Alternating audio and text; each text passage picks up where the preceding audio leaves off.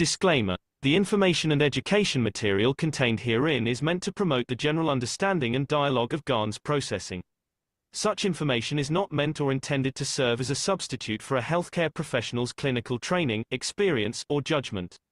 For patients and individuals, such information is not to be a substitute for professional medical, therapeutic, or healthcare advice or counseling.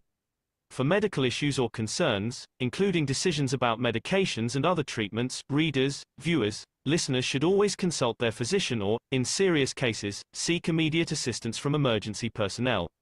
Prescription information, procedures, and use of medical devices information should be undertaken only by properly trained and certified medical personnel. We specifically disclaim any warranties, express or implied, including implied warranties of merchantability or fitness for a particular purpose. Such information is provided, as is, and is believed to be accurate at the time of its publishing, but it is the viewer's job to evaluate the accuracy of any information found in this presentation.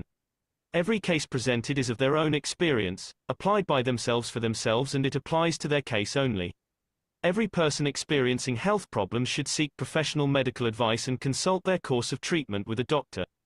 The processes of plasma balancing described herein are a natural process which supports the body but does not replace medical advice or therapies one is already subject to.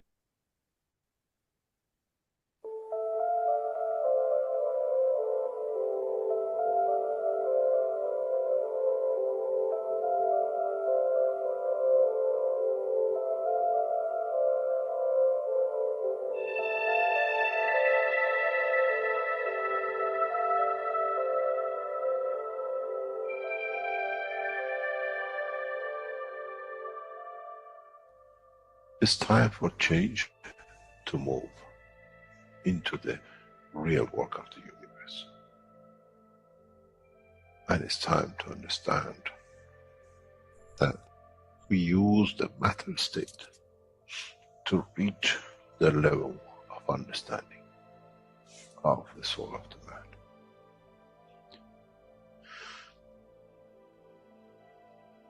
Now you understand maybe why the Creator has sent His messengers in the name of whatever you have had.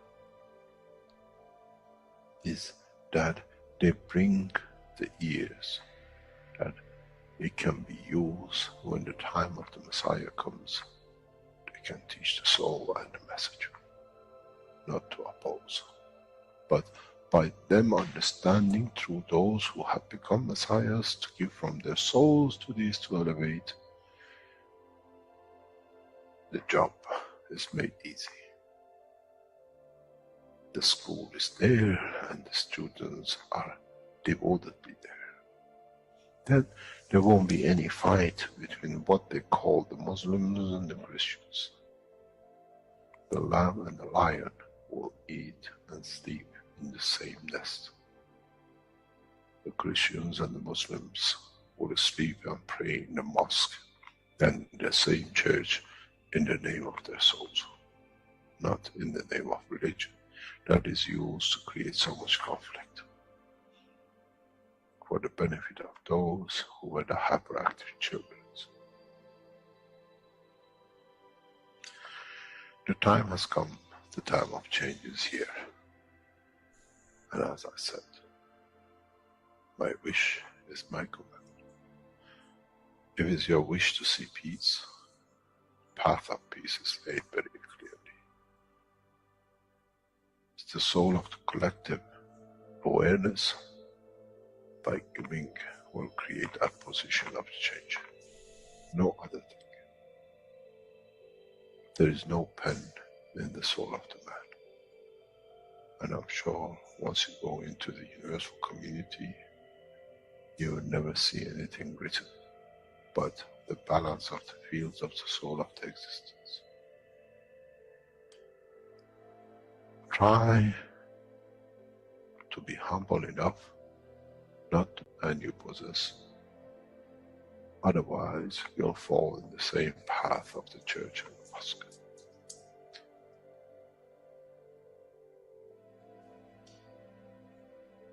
This is what we promised, and this is what we have delivered.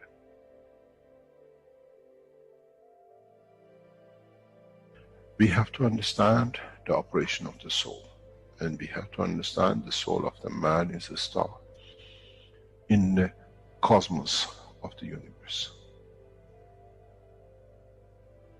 If we compare the soul of the man and many of us, 7 billion in one collection, Earth is like a galaxy with so many stars. When we look in the depth of the universe, we see galaxies with hundreds of millions of stars in it.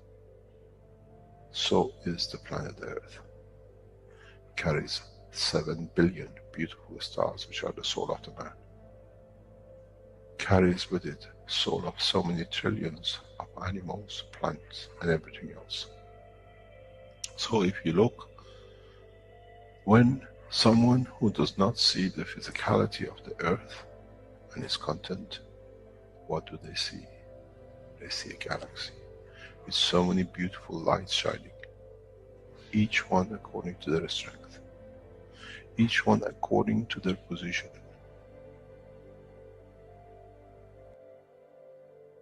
An infant has a beautiful soul, so has the old man. To those who do not see the physical dimension of this planet, but they see the strength of the field, we are clusters of stars.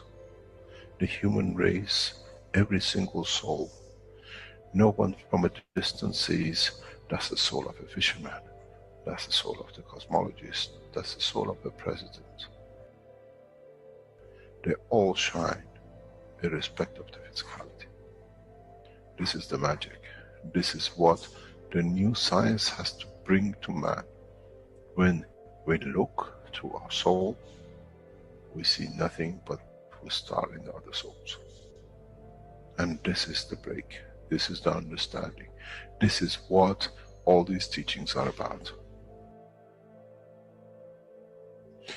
Coming to mature to the next level, to understand in the deep space, the universe is the oyster for those souls who serve. Then man is ready to go into space. Then man is ready to become part of the universal community which has been promised. I never promised you heaven. I always promised you the elevation of the man to join the family. And now you have the key. It's you who has to open the door to understand, if I can raise the soul of these people or millions of other souls, that the physical life on this planet changes, then I'm worthy to be part of the universal community. To be there to serve, to expand. To be there, to be part, that in the cycle of life of universe, I become. In being part, I become part of the totality. When man reaches that point, a new dimension in the strength of the soul of the man will appear, which is beyond imagination of understanding of the physical life. It's the gate to the opening of the new life, in a new dimension, which is beyond imagination of what you might call a new beginning, a new cycle, which that cycle carries with itself the origin of the creation of life in the universe and in the universe.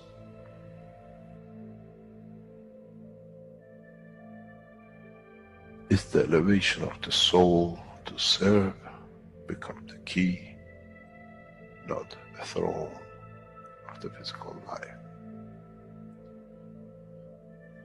The time is right. The time has come for the man to go through this process.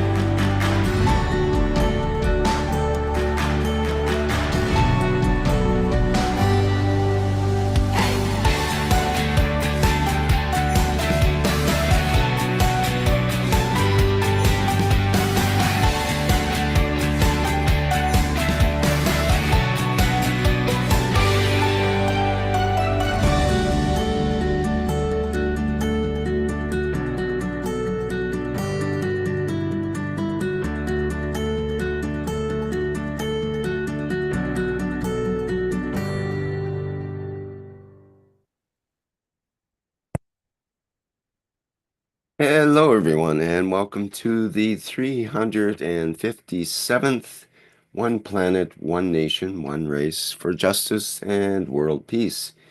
Here on Tuesday, December 17th, 2024. This is a broadcast of the Keshe Foundation Spaceship Institute Education Department and part of the public teachings in English. My name's Rick Crammond. I'll be your host once again in this weekly series of workshops. And once again, we are joined with members and support members of the Universal Council who will be presenting today's show.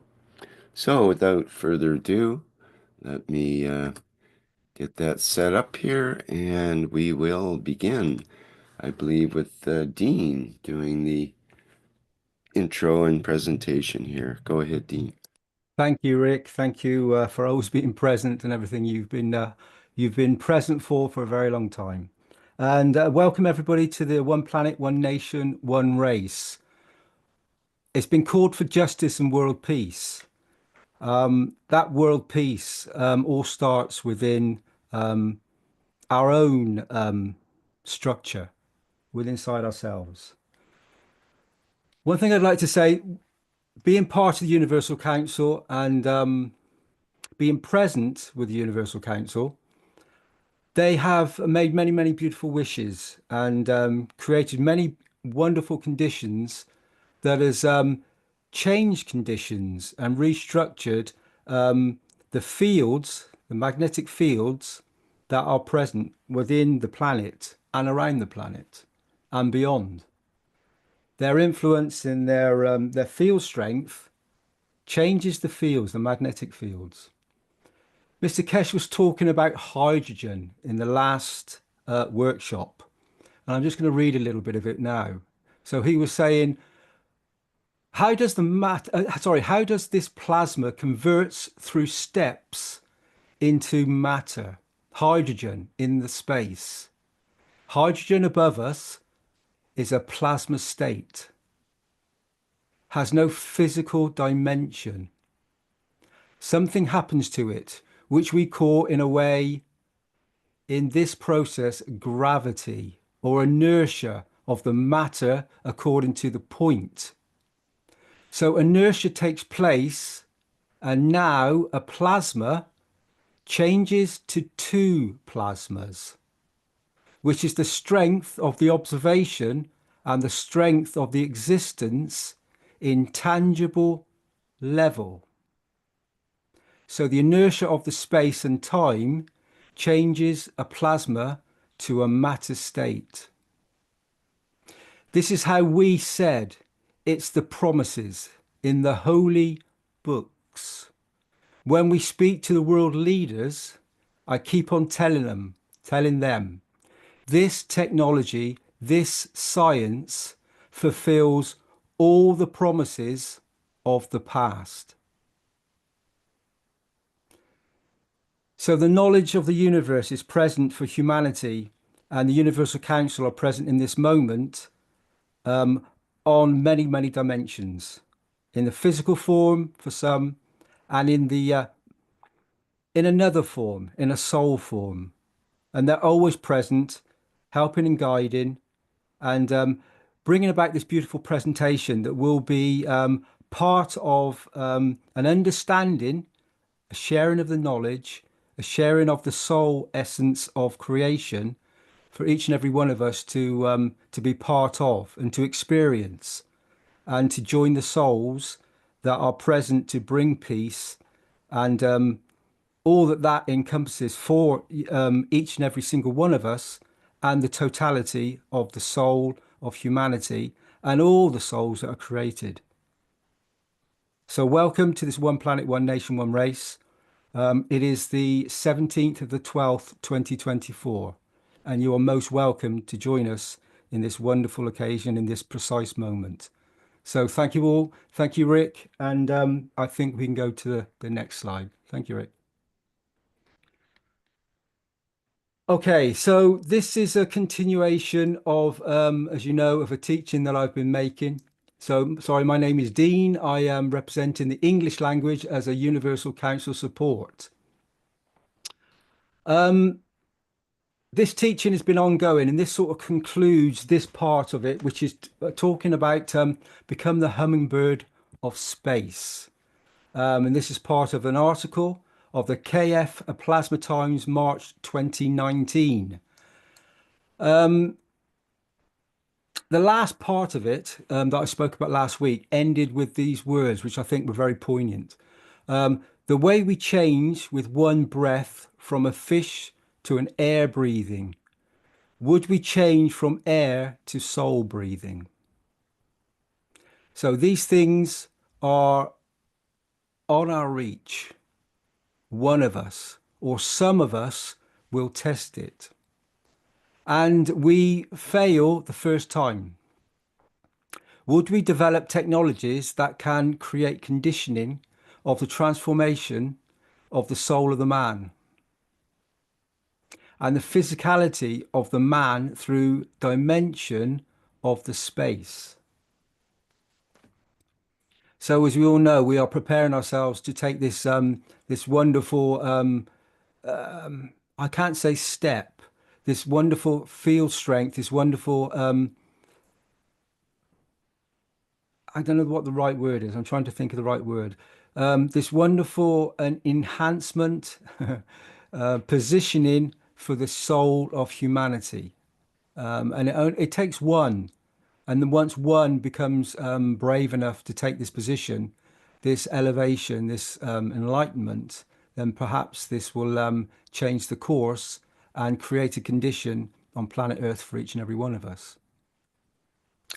We cannot leave the life the way we do, that we have to take.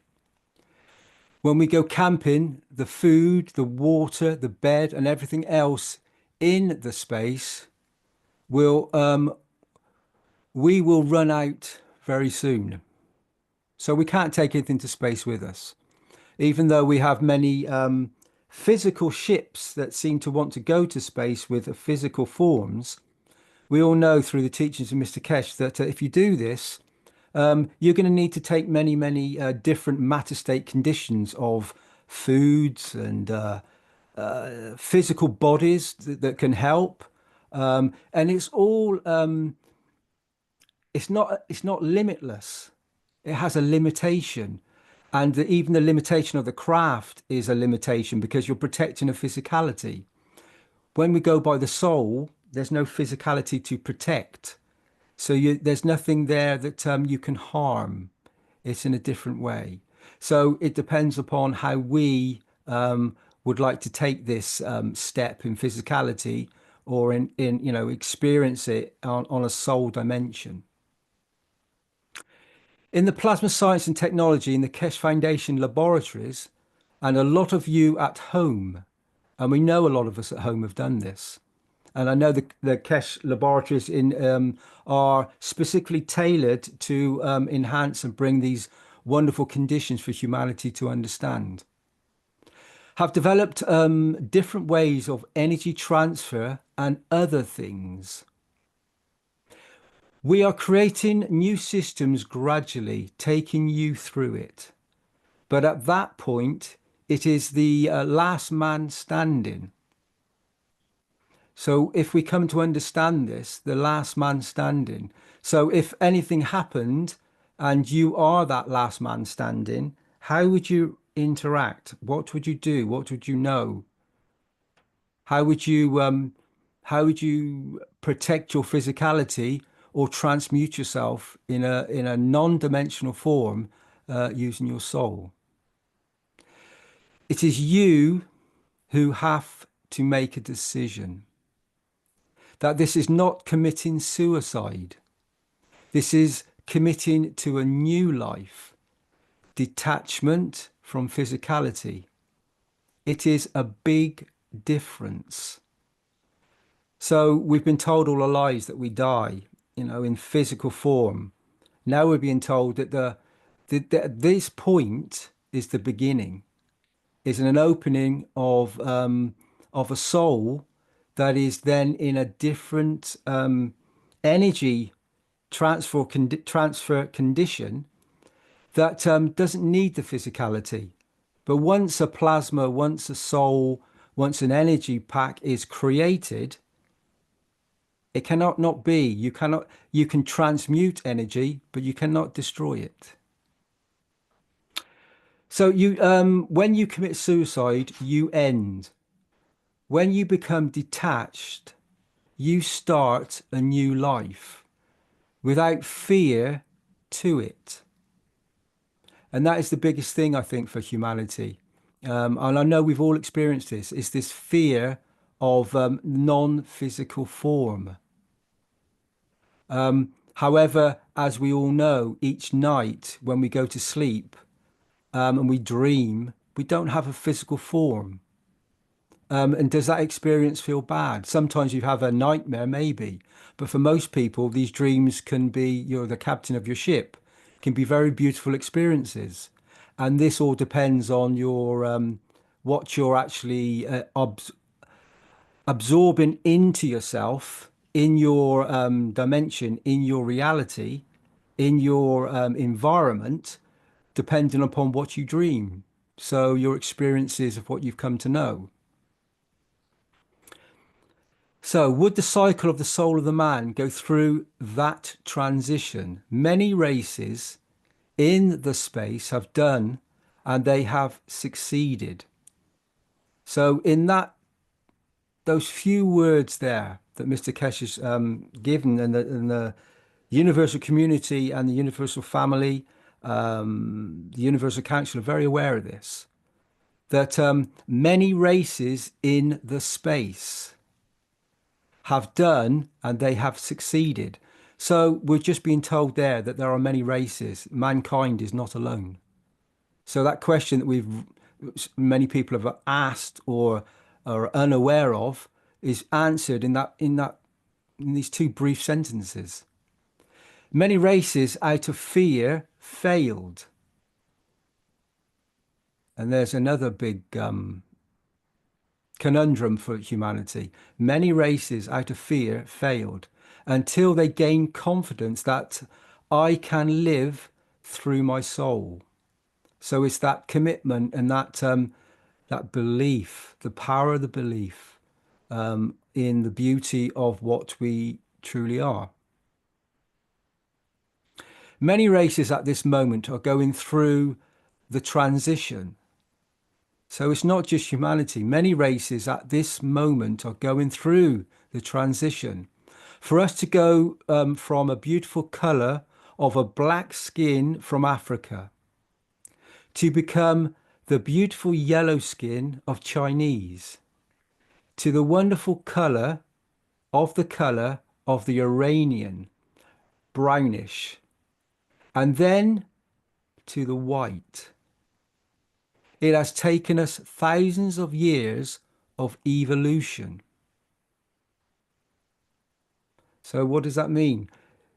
Does that mean that we all, from the seed, the origin, are all from the same condition and the same position? And we've just taken a different coloured skin because of where we're placed on the planet. Would we learn, like this bird, that we can change colour instantaneously, and with it, it shows our emotion? So when that hummingbird changes its colour, is it meaning to do it, or is it an emotion? Like a blush when someone's, you see it when somebody likes somebody else or something happens, they blush, they go red. They show an emotion. There's many other emotions you can show with different colours. But what does this bird say? I am in love. I am looking for a partner. Why do you think he does it?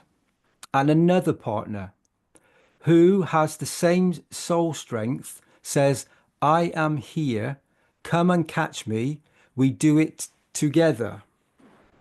With the colour, he signals the soul, then mankind. So this is mankind, has to get ready for this transformation.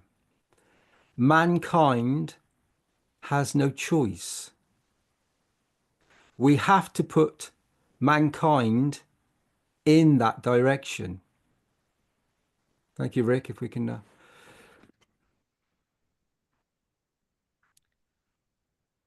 But you have got to understand there should be no fear. As in the time of dream, as you call it, your soul always takes these steps and travels without the dimension of physicality. So when we are dreaming, when we are in that that soul state, there is no fear. The soul doesn't know fear. So this fear we may have of losing our physicality is something that we've come to experience because of a creation being told something that we believe deeply. This is now knowledge and understanding that is beyond this and beyond what we've come to know in the past.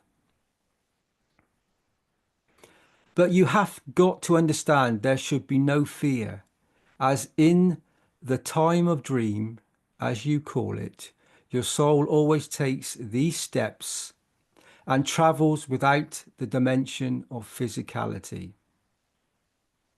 I think you have your answer.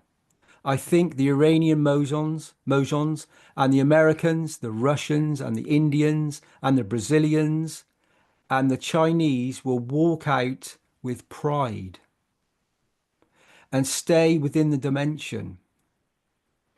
Which one? Whichever decides, because we do it in the time of dream, which means our soul travels the dimension of this universe without the physicality.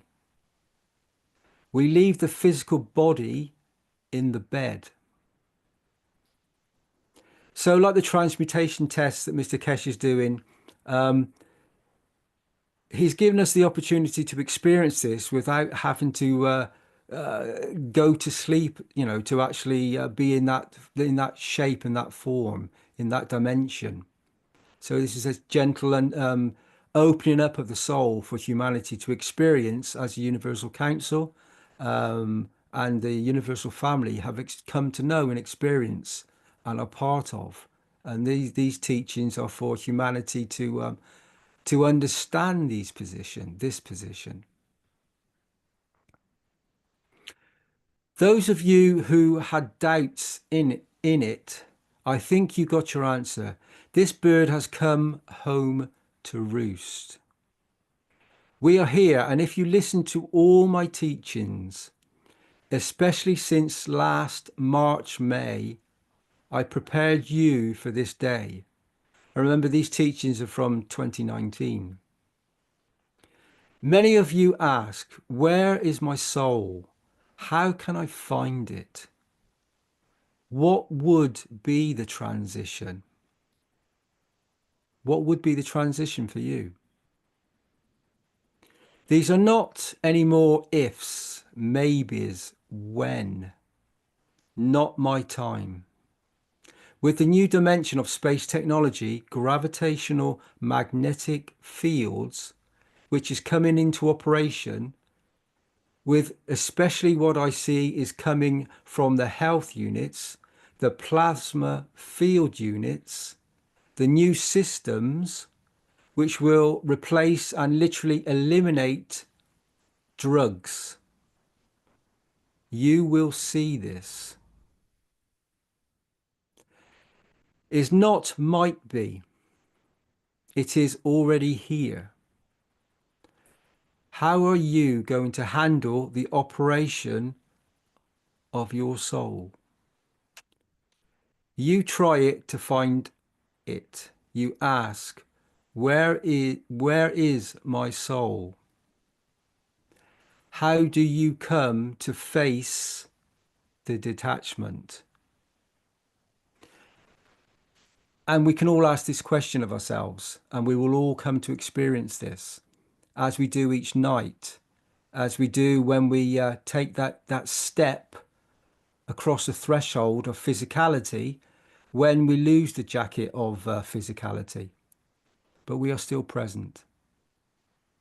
So this is the end of this particular little teaching about becoming a hummingbird of space.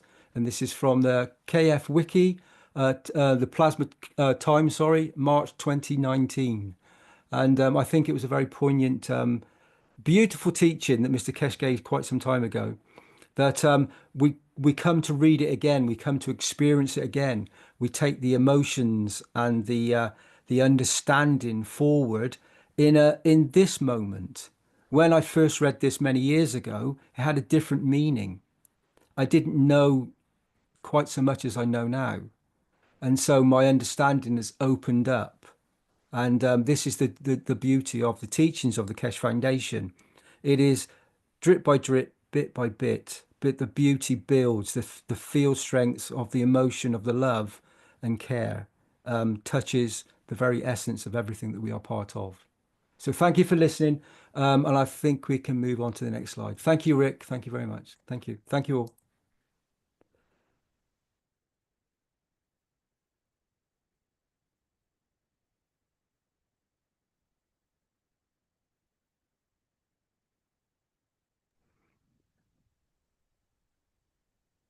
I can read this. Hello. Oh, sorry, you're going to read it, Mehran? Sorry. Thank you very much, Dean, for what you just reviewed. Thank you, Mehran. The wishes, we, the Universal Council, at the Universal Council support, collectively give freely to the souls of those who operate in the background to elevate their souls to choose peace in exchange for plasma space technology.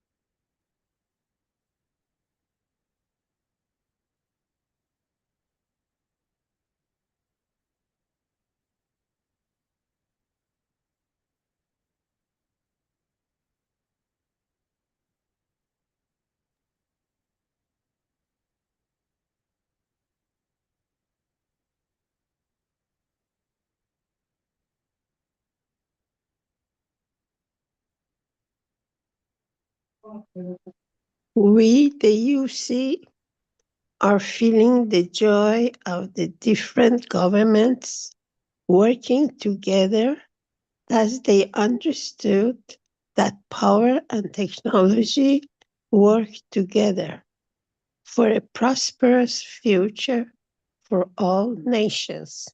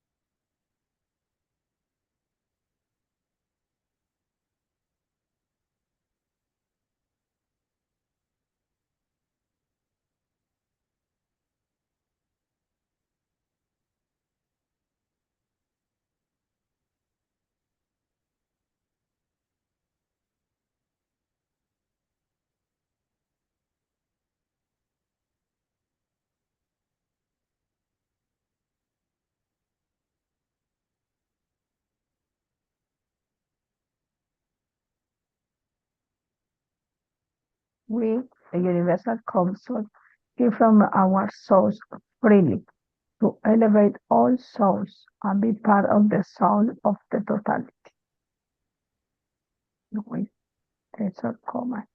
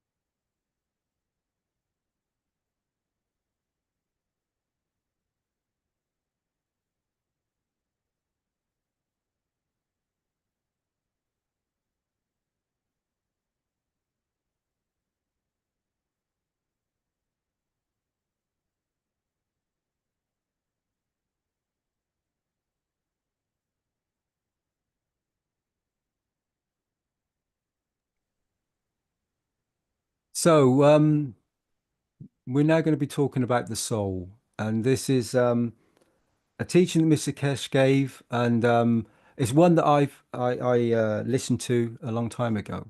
And these are the words that Mr. Keshe spoke at that moment. I'm sure he's given other teachings where the words were slightly changed or something else was delivered. But these are the words that I remember. And these are what I speak to myself each evening and every morning. So before my physicality takes a rest, takes a back seat, and the soul takes over, I say these words. And it gives me a great feeling of peace and connection to my soul when I speak these words. And sometimes I will say them in my head. So I'll use my thoughts to speak the words. And then sometimes I will use the physical voice box, which is the connection between the physicality and the soul when you manifest these words, when you speak them, and you use the breath to visualize it in a tangible form. So to join the soul of the man with the soul of physicality by speaking these words in this moment. I love you, my soul. I live you and I love with you. And I adore you. And when you speak these words, you may see, or you may understand, you may come to know what the soul will give back to you. Because when you connect with your soul, when you're at a certain field strength, and you will come to know, the soul will speak to you, and it will give you the most incredible feedback, the most incredible transmutation for you to experience the elevation within inside yourself. And maybe this, by bringing peace to yourself, will then transmute, and the fields will come out from outside of you and will touch others. Thank you very much. I don't know if anybody else would like to say something. Thank you.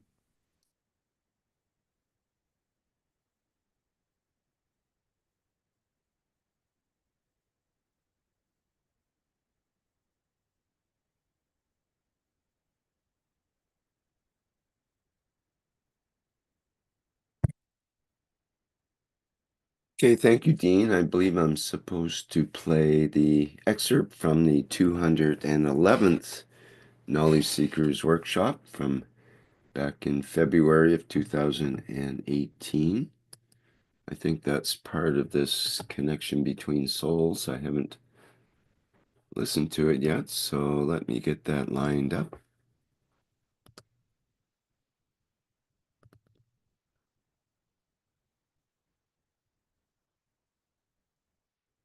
And we'll play the excerpt. This is about 4 minutes, I believe.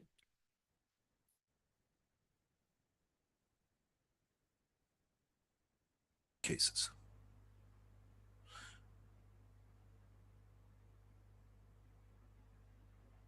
Man should not have a fear when he's correct.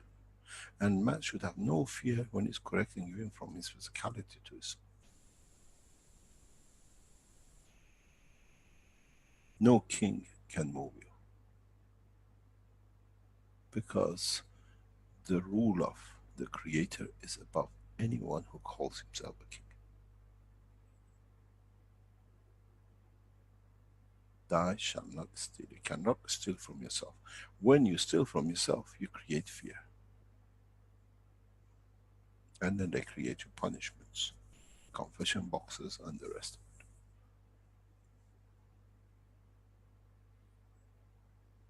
When you start creating a condition of fear, it means I cannot give to my soul. Give to your soul. And then you receive more back, because then it collects. If you cannot do it in the physical dimension, do it through the emotion, that because you receive more internally in your brain than you receive physically by your body. And then it elevates the soul. You just walk off. This is what we don't understand. This is what have been used to control us. The bogeyman. And the bogeyman is us, against giving our own. We are not preaching. Now we understand the process. We have to be able to use it. Otherwise we haven't understood.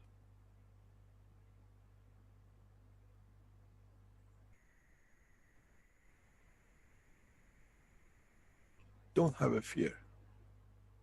Rejoice to what you have. This is what I have. I need to give to my own soul. Love thy neighbor, which is the closest in my soul. I told you, is the gap between your heart and your brain, and the voice box is in there. Change it. Elevate it through the vibration of the soul of the physicality. I love you, my soul. I live you, and I love with you, and I adore you. And then see what the soul will give back to you to live. No fear. Many world leaders who go against the grain and try to change the thing, handle this fear. Because they know what they do is correct. Those who do for certain reasons, for their own ego, we see them going to demise. Those who do it because of the understanding of their position, are there to serve, they become everlasting.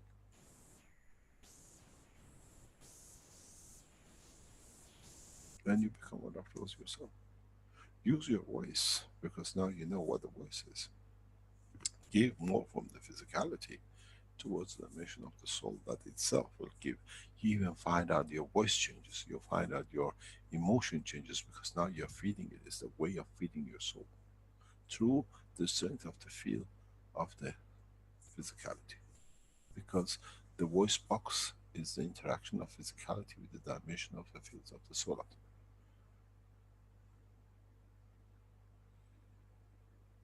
What do you do when you see a lover and you say, I love you? He loves you back. You enjoy the pleasure of the touch, the cuddle. Do that with your soul, and he embraces you. Never have a fear.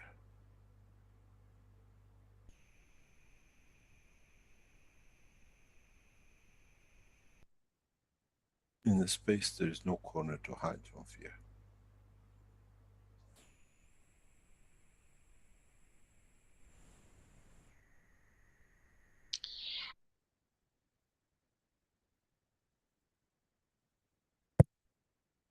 Okay, that's our excerpt from the 211th Knowledge Seekers Workshop of February 15th, 2018. And indeed, that is the source of that previous slide that we were looking at. So now we've Heard it direct from the source, you could say.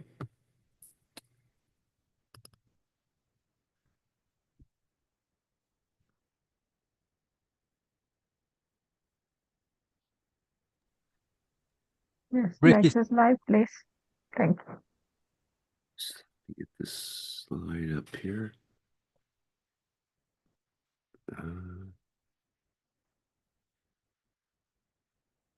Okay, it's disappeared. Okay, bear with me a second here while I reposition. Okay, there we go. And connected. Thank you. Like this virtual connection.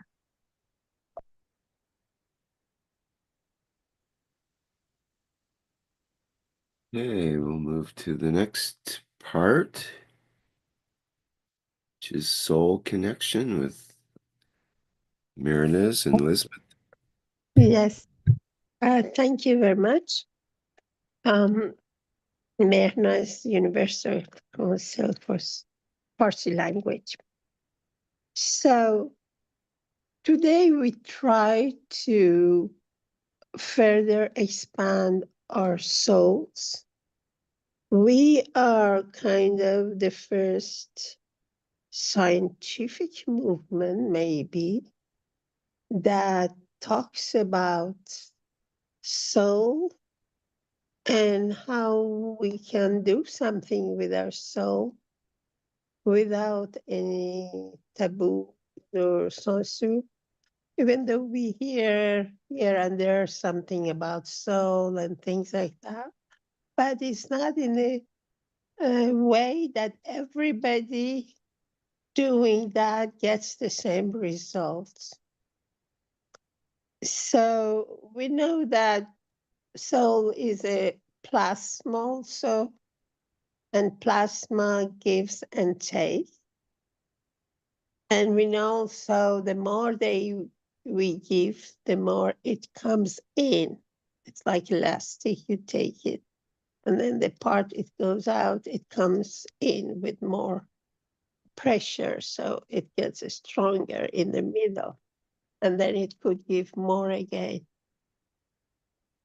And that's one of the things probably which would help us in space. That's why we learn it. That's maybe what is helping us in transmutation and probably transportation. And it's the knowledge of tomorrow for peace. Because when the knowledge, strong as it is for everybody equally, we don't need to rob the lands, to kill people, to make money, to have things, because the soul of physicality, if you let it go, it would wander around everything. There is no limits. And now humanity is not all the time aware of soul of itself. They think soul is something outside themselves, has nothing to do with them. Something has to do with gods and God and the supernatural, supermaterial. But in fact, now we learn that it has to do with us. It has to do with our future. It has to do with what we become tomorrow. If we don't lose that jewel we are giving the first day when we come to this world, and we protect that, and we don't do the things that would take the power out of our souls, then at the end, it's powerful soul. It can go where it wants. It can create what it wants. We can create all the goals if the power in the soul is intact. But each time we do something which is not correct, which is like stealing, like killing even the animals and plants, which people didn't know it matters. Now we know every time we take something out of our souls, and it becomes weaker and weaker and weaker. And at the end, it's like a feather in the cosmos, in the dark cosmos, without any power.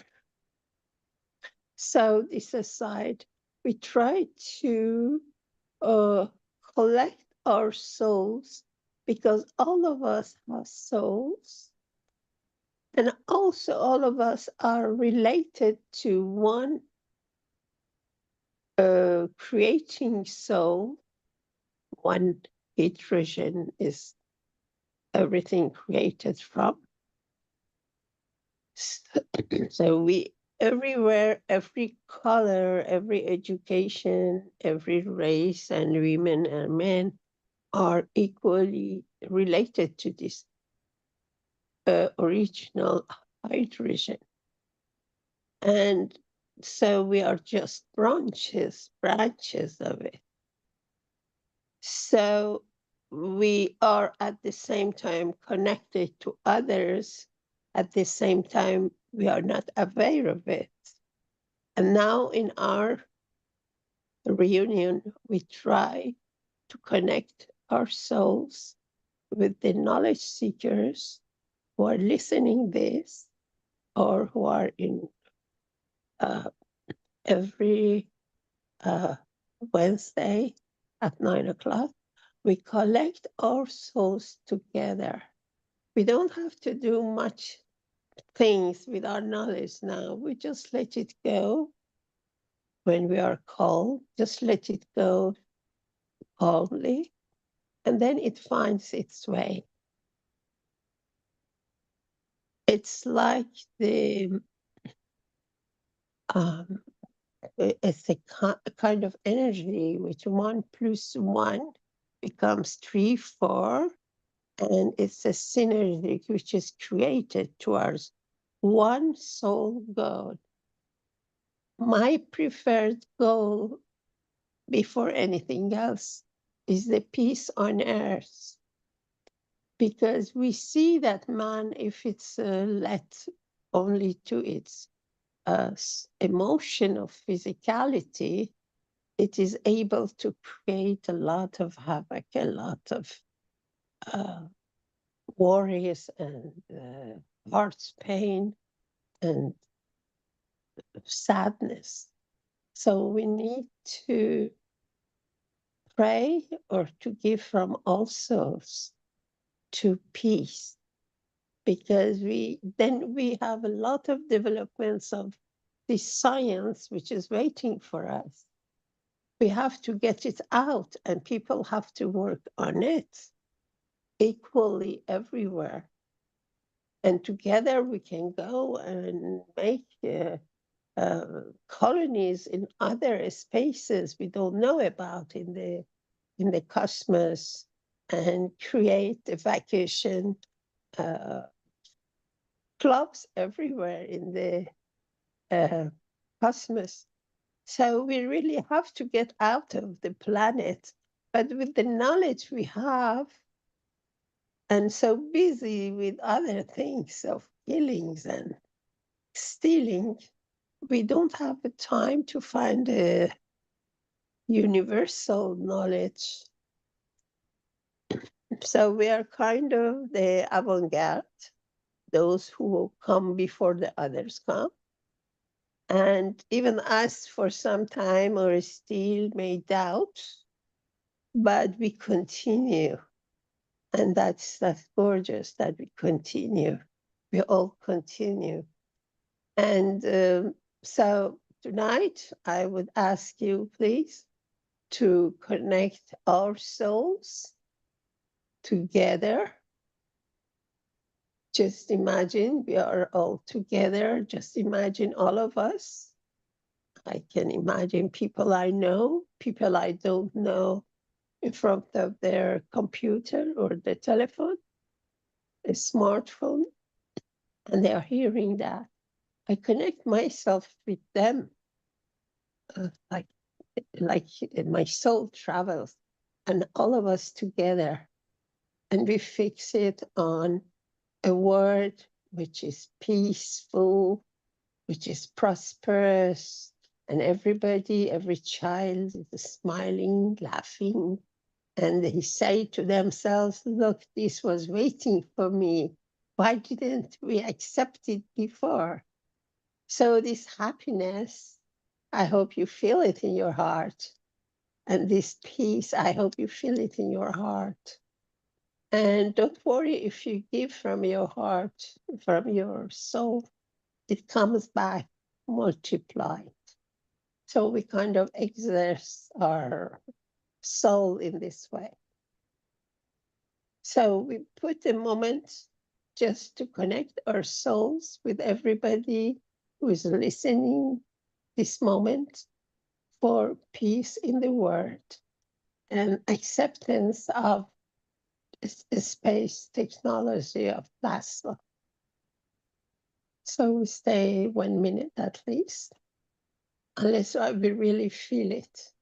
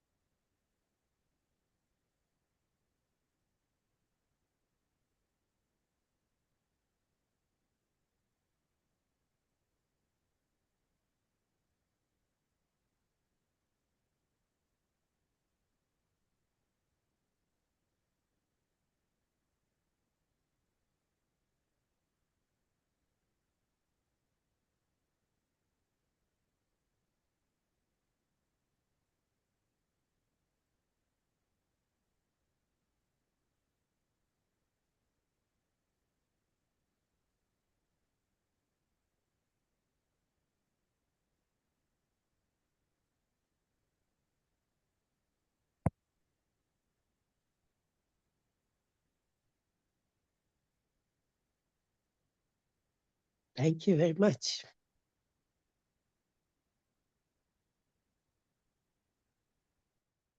Thank you, Marinez.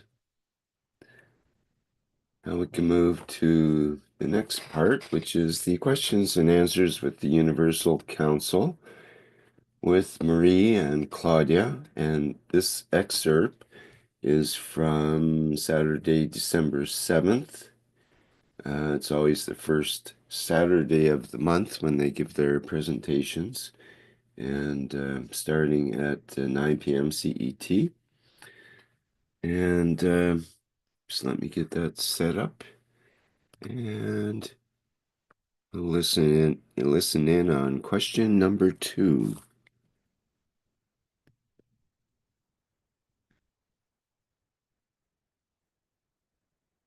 Starting at the 43-minute mark. Okay, we are on question number 2. Mr. Keshe said on Knowledge Seekers Workshop 440 the following: in people who eat a lot of garlic or certain food, their skin smells like garlic and their characteristics can change. It's not what they release, it's what they absorb from the environment to create this condition, to show what they are connected to. If you understand this, you will solve what we decide inside.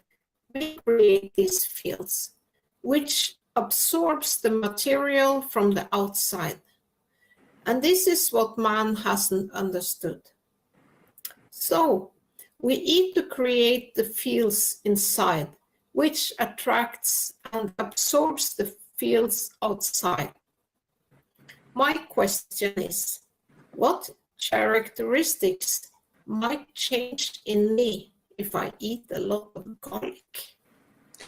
O senhor disse no W440 onde tem pessoas que comem muito alho, desculpa, tal, isso mesmo.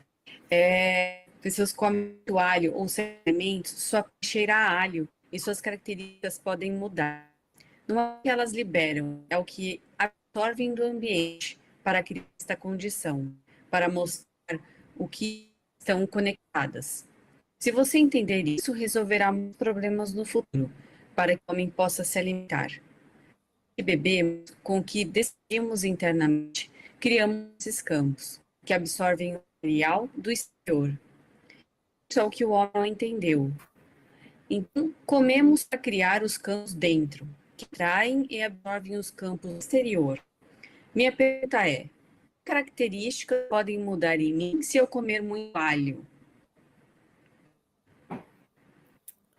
And then the first answer is garlic example is only to show that you can create fields on the inside that attracts fields on the outside.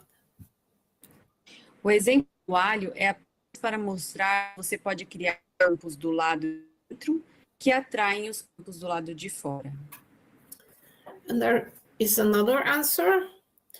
Rays and fields are the essence of everything, not only garlic. You learn the recipe to mix, to combine the right ones. You can manifest everything. Mr. Keshe teaches us to catch the fish instead of having to distribute to all. The system the foundation offers helps us to understand this process, where we will cover the lasting 20% that are missing in our energy demand. As soon as you understand this, you can have as much garlic as you want or need. Então, raios e campos são a essência de tudo, não apenas do alho. Você aprende a receita para misturar, para converter, combinar os certos. Você pode manifestar tudo. O Sr. Keshe nos ensina a pescar o peixe, em vez de ter que distribuir para todos. Os sistemas que a Fundação oferece nos ajudam a entender esse processo onde cobrimos os 20% que estão faltando em nossa demanda de energia. Assim que você entender isso, pode ter tanto alho quanto quiser ou precisar. And there's another answer. In my understanding, when you eat a lot of garlic, you absorb fields from the universe, which matches the fields of the GANs your body creates from the garlic. And according to what Mr. Keshe says in Knowledge Seekers Workshop 440, you absorb matching fields plus fields which are connected to those fields. What he tries to make us understand is that with the existing gases in the body, we can create these attracting fields as a magnet using our soul and our intentions. We do not need to eat garlic, but create the magnet ourselves and receive what we need. The body needs collections of different fields. That's why we eat collections of different food. So we need to create different combinations of magnets. When it comes to eating a lot of garlic, I think the smell is your body releasing the fields. It does not need into the environment. So it could indicate that it receives more of the fields than it needs. Então, no meu entendimento, quando você come muito alho, você absorve campos do universo que correspondem aos campos dos GANs que seu corpo cria a partir do alho. E de acordo com o que o Sr. Keshe diz no KSW 440, você absorve campos correspondentes além de campos que estão conectados a esses campos. O que ele tenta nos fazer entender é que com os GANs existentes no corpo, podemos criar esses campos de atração, como ímãs, usando nossa alma e nossas intenções. Então, não precisamos comer o alho, mas criar o ímã nós mesmos e receber o que precisamos. O corpo precisa de coleções de diferentes campos, por isso comemos coleções de diferentes alimentos. Portanto, precisamos criar diferentes combinações de ímãs. Quando se trata de comer muito alho, eu acho que o cheiro é seu corpo liberando os campos que não precisa para o ambiente. Então, isso pode indicar que ele recebe mais do que precisa. And there's another answer. Him used garlic to explain how we absorb the fields of the environment and how man actually feeds 80% of the environment, and only the other 20% is attracted by the fields of the physical food consumed. Knowing what the excess of a food does to the interior is a medical answer. Also remember that the search is for balance. Então ele usa o alho para explicar como absorvemos os campos do ambiente e como o homem realmente se alimenta 80% do ambiente e apenas 20% são atraídos pelos campos dos alimentos físicos consumidos. Saber o que o excesso de um alimento faz no interior é uma resposta médica. Lembre-se também que a busca é por equilíbrio. So then we are on the third question.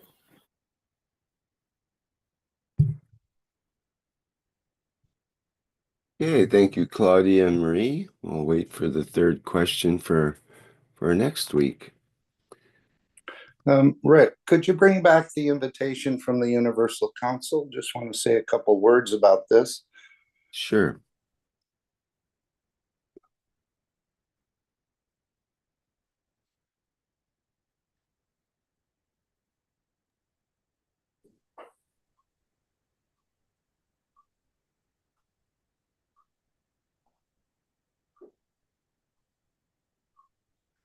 Find it here. My presentation has disappeared. Just a minute.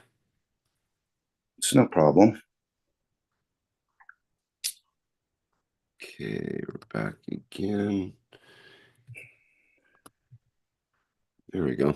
Okay, thank you, Rick.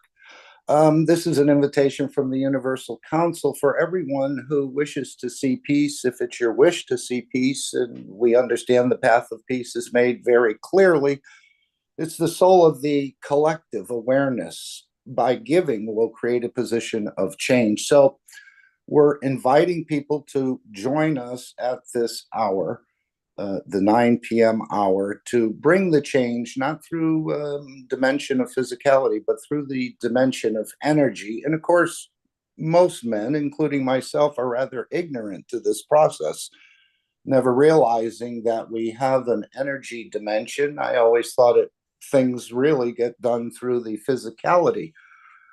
But as Mr. Keshe said, we have a window of opportunity in the next 4 or 5 months to bring this change.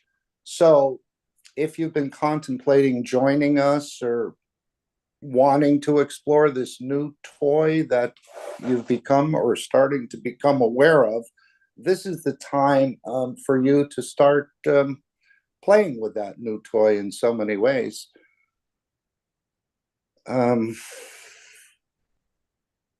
Again, we've heard that we have Trump as an obstacle for the peace, but he said a bigger obstacle would be Elon, because Elon is going to have to, and he's quite flexible, as Mr. Keshe said, but to in a way, abandon the matter state rocket program and the matter state electric cars. It's going to take a lot of gumption on his part, but I think he realizes it. So we can add Elon to this process as well in elevating world leaders and world religious leaders.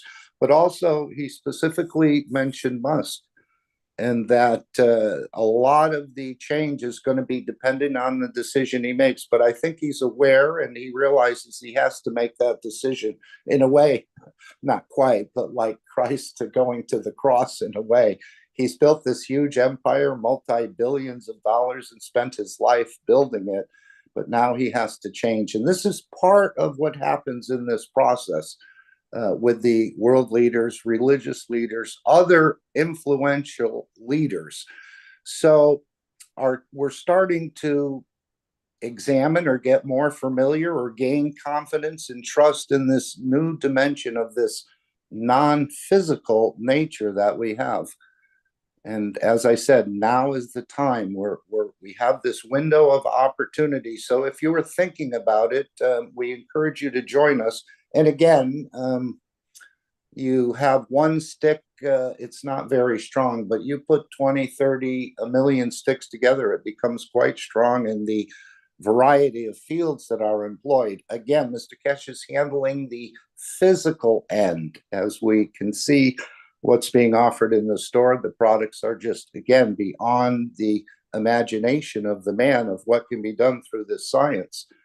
But it's our job to start playing with this new toy, or the soul of the man, this energy center that, again, we were told is not really there. It's actually systematically been hidden from humanity. So others know about this at many different levels, but they don't want you to know about it. And this is the time where you can start to practice using this to bring a change, or through these energies, we establish the peace.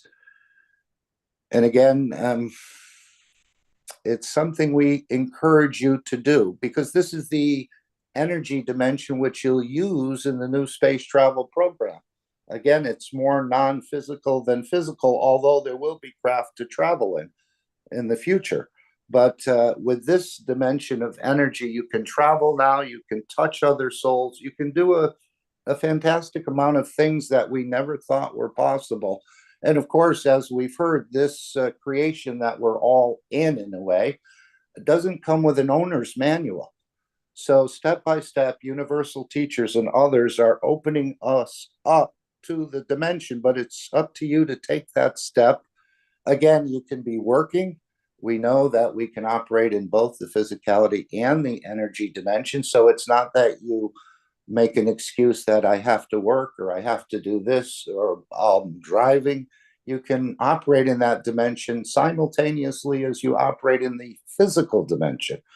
So this is how the change will be brought on this planet. And again, it's going to take the collective awareness of all of us to bring that change. So if you've been thinking, now is the time that you should start, or we encourage you to start exploring this new dimension, which again, you'll use throughout the universe in giving and receiving. But we're just opening this up for people. Again, it's something many doubt, that you have an energy dimension, but we're confirming it more and more in our daily lives, as it's not coincidences anymore. And it's not just a dream that you're having, but it's an operation, a full operation in the energy dimension. And this is the true non-physical nature of our being. So join us. And if you don't think you have enough strength in your soul, start to find something you can serve rather than something that serves you. And this will help the elevation of your soul to gain strength and to be able to give to others. I know we're quite guarded on the giving because we sort of have this taking nature about us, but our real true nature, I believe, is giving and sharing and elevating others. Again, on this, which seems mystical or hidden from us, and it has been, but this is for you to open up that dimension for yourself. As he says, investigate and understand for yourself what we're dealing with. And of course, we've only understood half of it really. We're just starting to explore this other dimension that we didn't really have confidence in that we were operating in, but now we know more. And we're using that dimension to bring the change. So join us. And I think you'll be happy about the work you do, the person you are, and the difference you're making in your daily life. Thank you.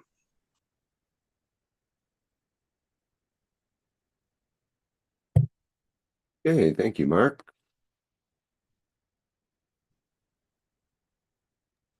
Okay, now I believe I am to play an excerpt from the 568th Knowledge Seekers Workshop. And we'll have a knowledge and understanding from that as well. And then there's another excerpt to be played as well. So let me begin with the first excerpt, which is 20 minutes into the 568th Knowledge Seekers Workshop.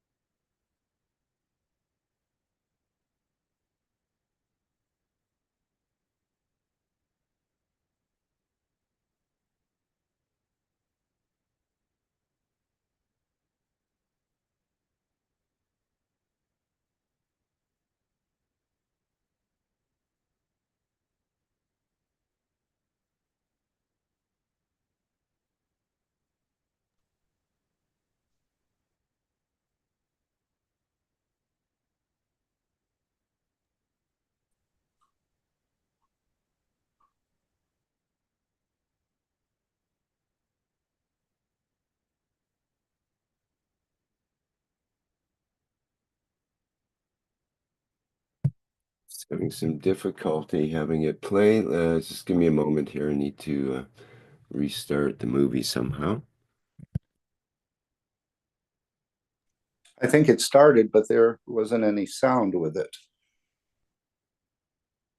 No, the movie was not actually starting.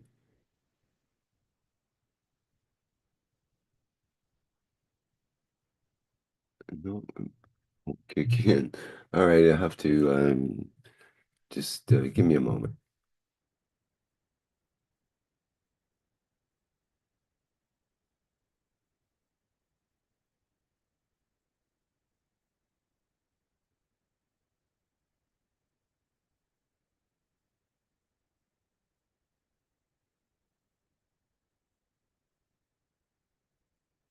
I know I experienced the same thing, Rick, with the disclaimer recently, where it was all set up in the tray, and when I brought it up to play, it just wouldn't play. I had to find a different copy of it, and finally got it. Or actually, I didn't get it. I had to have someone else play it. So these are some of the new integrations, I think, with the AI assistant and the rest. I don't know. I just read what you said in the chat about spelling a name a certain way, and the AI kept correcting you or miscorrecting you. So we'll just have to work with it. No yeah, problem. I can't believe that happened.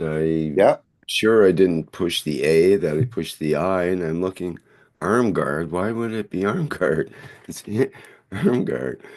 And I tried it again, and I write it out, and as soon as I hit the space bar, boom, it automatically goes to arm guard again.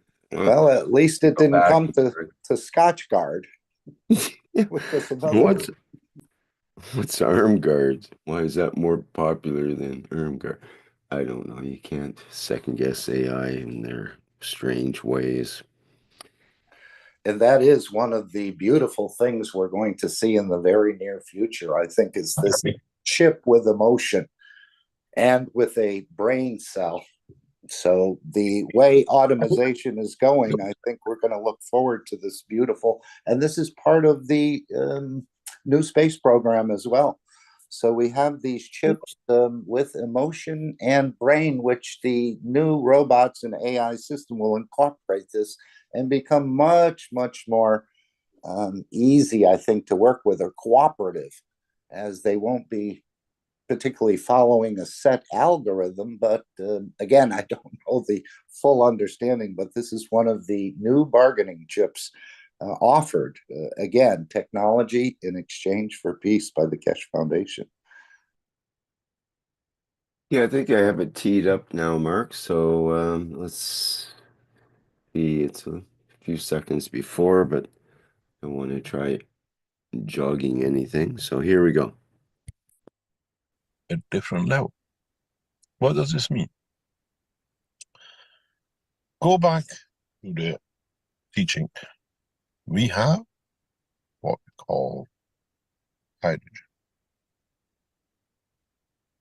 We have a hydrogen as a plasma. We have a hydrogen as a matter on Earth. How does this plasma converts through steps into matter? Hydrogen in a space, hydrogen above us is a plasma state, has no physical dimension. Something happens to it, which we call, in a way, in this process, gravity or inertia of the matter, according to the point. So inertia takes place, and now a plasma changes to two plasmas, which is the strength of the observation and the strength of the existence in tangible level. So the inertia of the space and time changes a plasma to a matter state. This is how we said this in the promise books. When we speak to the world leaders, I keep on telling them, this technology, this science fulfills all the promises of the past, because now we understand how energy is transferred to matter and how matter is transferred back to energy. One on the magnetical line and one on gravitational. Gravitational, time, place, and space. What we call in the space of time, inertia at the time, place, and position. But what happened when this little boy decides to go rogue and this plasma of hydrogen goes the other way, interacts by the field of itself, and in that dimension and position it creates what we call the universe. In one level, now this becomes what we call the space of itself, carbon-60, and direction of communication of itself to make it carbon-14. But there is another pattern to this, because what we said, go back to the what we call understanding of the back of the book of number 3. Where does this, what we call plasma of time, comes to exist, that in its direction and in its position, we become aware of another cycle of life. What does this mean? This means that we have become educated. Somehow I cannot control the drawing, Rick. You have.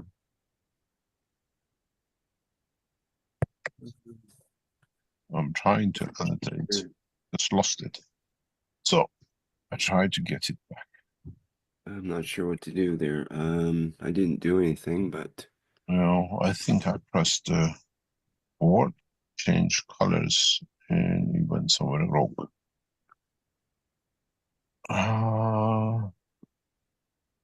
must be something, some other button you can push. Okay, we got it back. Okay. Okay, thank you very much. But we understood that in the cycle of change, in this position, we have no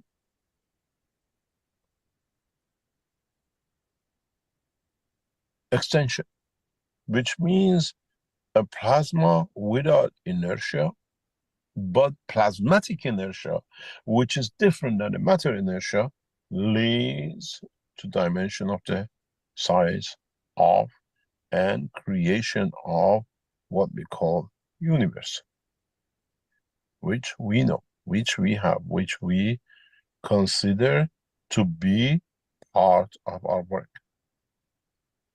Here, originally, when the hydrogen went through the inertia into matter state, we saw it as an electron and a proton became matter state. So there had to be an inertia above our universe to lead to the creation of our universe. So we have to find out the inertia, the plasmatic magnetic field of the unicos, that our universe, the same as the matter state was created out of its interaction, with the interaction of itself leads to creation of what we call this matter, or what we call the unicos. So carbon-14 belongs to dimension of our universe, which is this guy. But the interaction of our universe magnetic fields with the original hydrogen fields leads to creation of a bigger strength, what we know, what we call in a dimension of the life of this planet as what we call carbon-16. Carbon-16 has never been spoken about because we never understood it. And again, as we said, in carbon-14 to carbon-12, we have carbon-13, which is a communication line. Then on carbon-15, we see the communication line of the unicos. So when man becomes knowledgeable about carbon-14, then to travel the span of the unicos, we need to go an interaction of the fields of the universes, which leads to creation of carbon-16, which itself creates what we call additional to carbon-60 plus and the rest, which are few months ago, I spoke about this other than going higher than carbon-60. So now we understand the level of stepping down from carbon-16. We talk as a plasma, not as an electron and protons and neutrons. Electron and proton and neutrons is in this bottom level, nothing to do with the world of creation of the existence and confirmation of the time and the space. So we are able, when we extend, to say we saw something, it was a strange animal, blah, blah, something I saw. Then it comes. Now, was it connection between your solar physicality and physicality? You saw a physical image. Then we spoke about the travel of the soul of the man in a dimension of the universe, which is again on carbon-14, and the communication comes on carbon-13.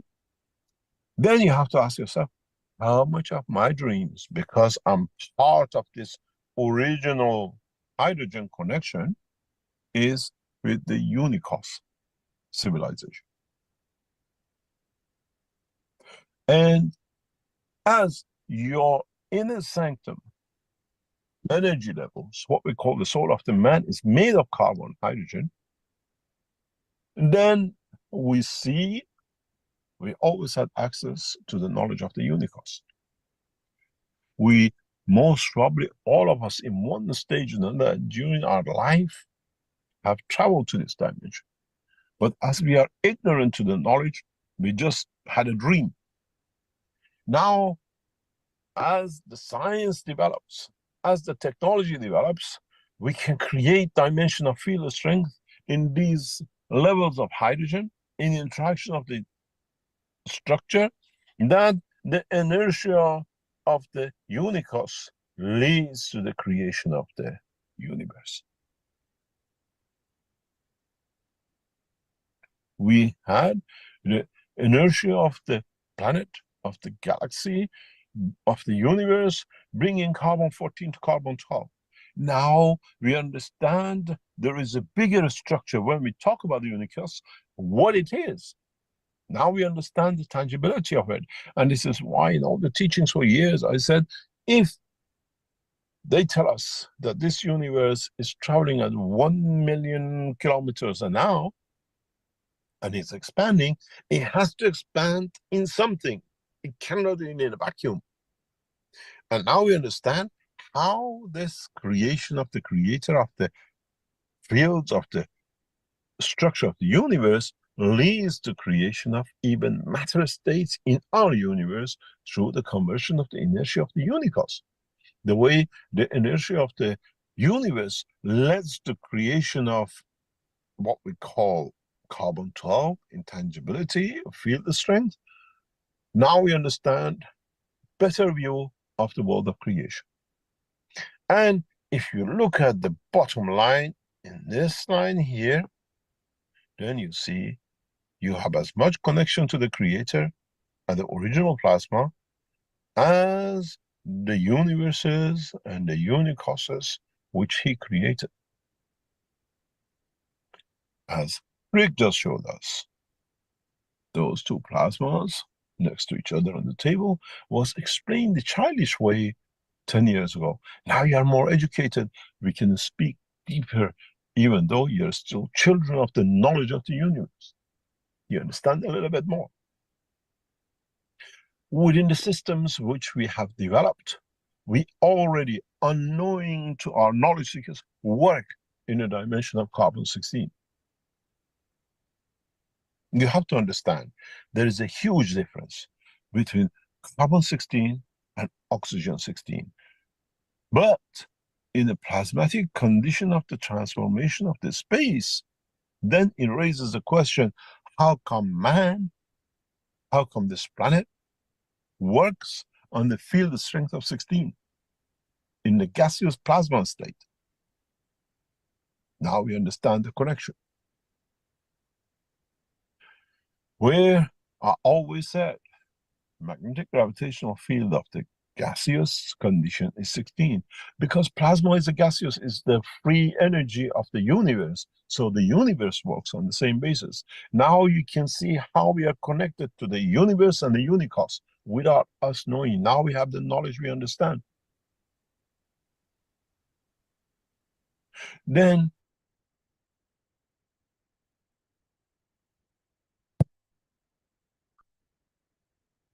Okay, that was a good excerpt from the 568th Knowledge Seekers Workshop of last December 12th, 2024. And now I think we go back into the knowledge and understanding of the 568th. And then there'll be another excerpt after that, is the way I understand it.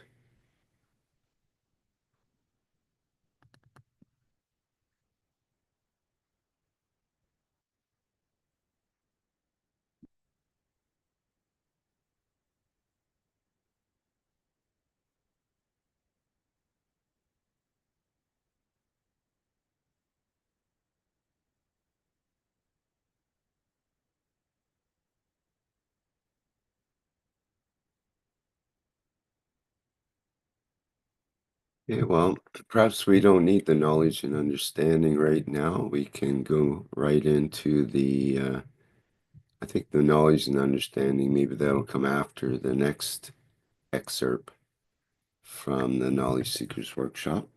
So let me just get that set up. Can you hear me properly? Yes, hi. Hi. I can add a few things on what we just seen. I just emphasize that the last workshop was a very important one as well, And as you can see, Mr. Keshe, he's talking now about carbon-16. So he's adding more knowledge. Definitely, it's a workshop that I feel like to watch over and over and over. So I definitely recommend everyone to go deeper on the teaching because Mr. Keshe is really every week he releasing new knowledge. So it was very interesting to have to understand more about inertia and a different degree of inertia and how these are connected also on allowed us to go through the energy level to the material level, from a material level to energy level. So it's really interesting. I found it super interesting. Yes, so there is more in the workshop to a lot of stuff very interesting. So I really recommend it. So I just want to say this, to go and listen and over and over, so we'll be able to understand it better and then be able to teach better. Okay, thank you.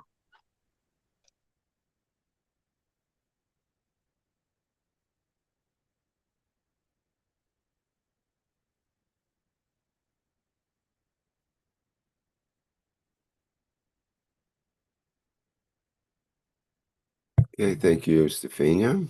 Just get that new excerpt lined up here. This is the 50. This will be from about the 59-minute mark.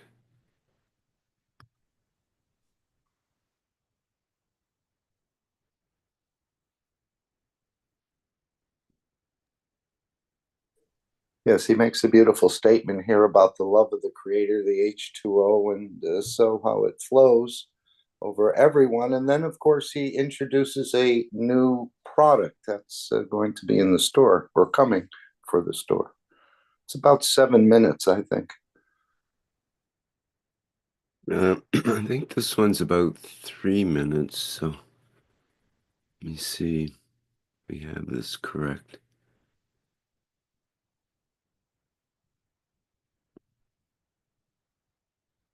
Yeah, it's about 3 minutes or so. Okay, here we go. No, I don't have it selected properly. Just a minute.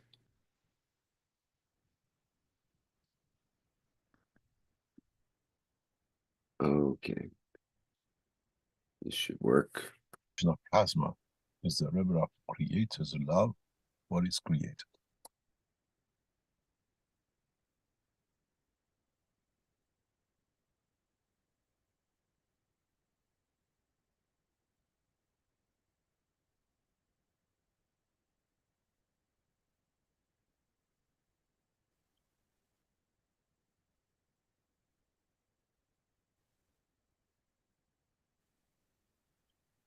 Just the first commercial part that brought you a lot of knowledge. We call water H2O. And if you go in the dimension of the universal energy containment, which is carbon-16, which is oxygen, and then you understand the hydrogen is what you call in the plasma state, matter state, the line of creator, then you can see how the water runs and how the love of the creator runs in this universe. In the dimension of physicality, it takes tangibility of liquid. In the dimension of plasma, is the river of creators love what is created. Then you understand how he reigns on all of us, which is us part of him, through the river of life or energy. On earth we call it water. Without it we can't exist. We are created out of it. And it's the same. The world of creation is created out of the same.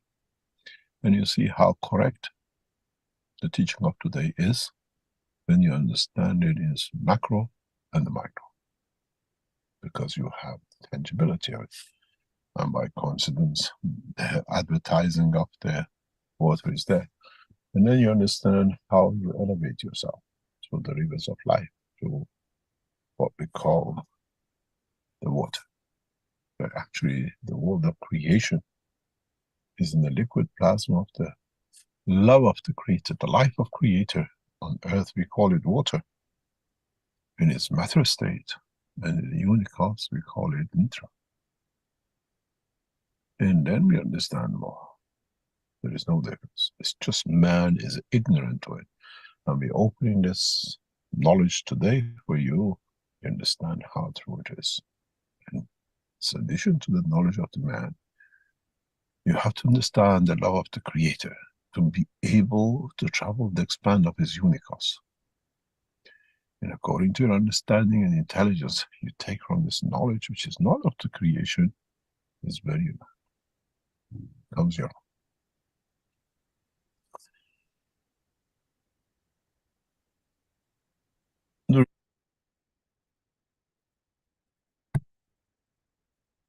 Okay, that was the second excerpt from the 568th Knowledge Seekers Workshop.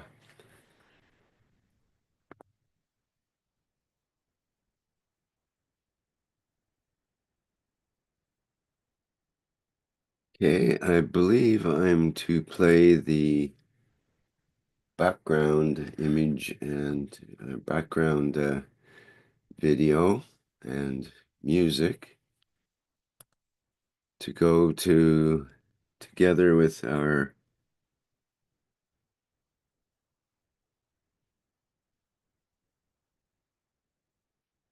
knowledge and understanding. Is there more knowledge and understanding from the 468th? I have it down as Mark, Shweta, and Stefania.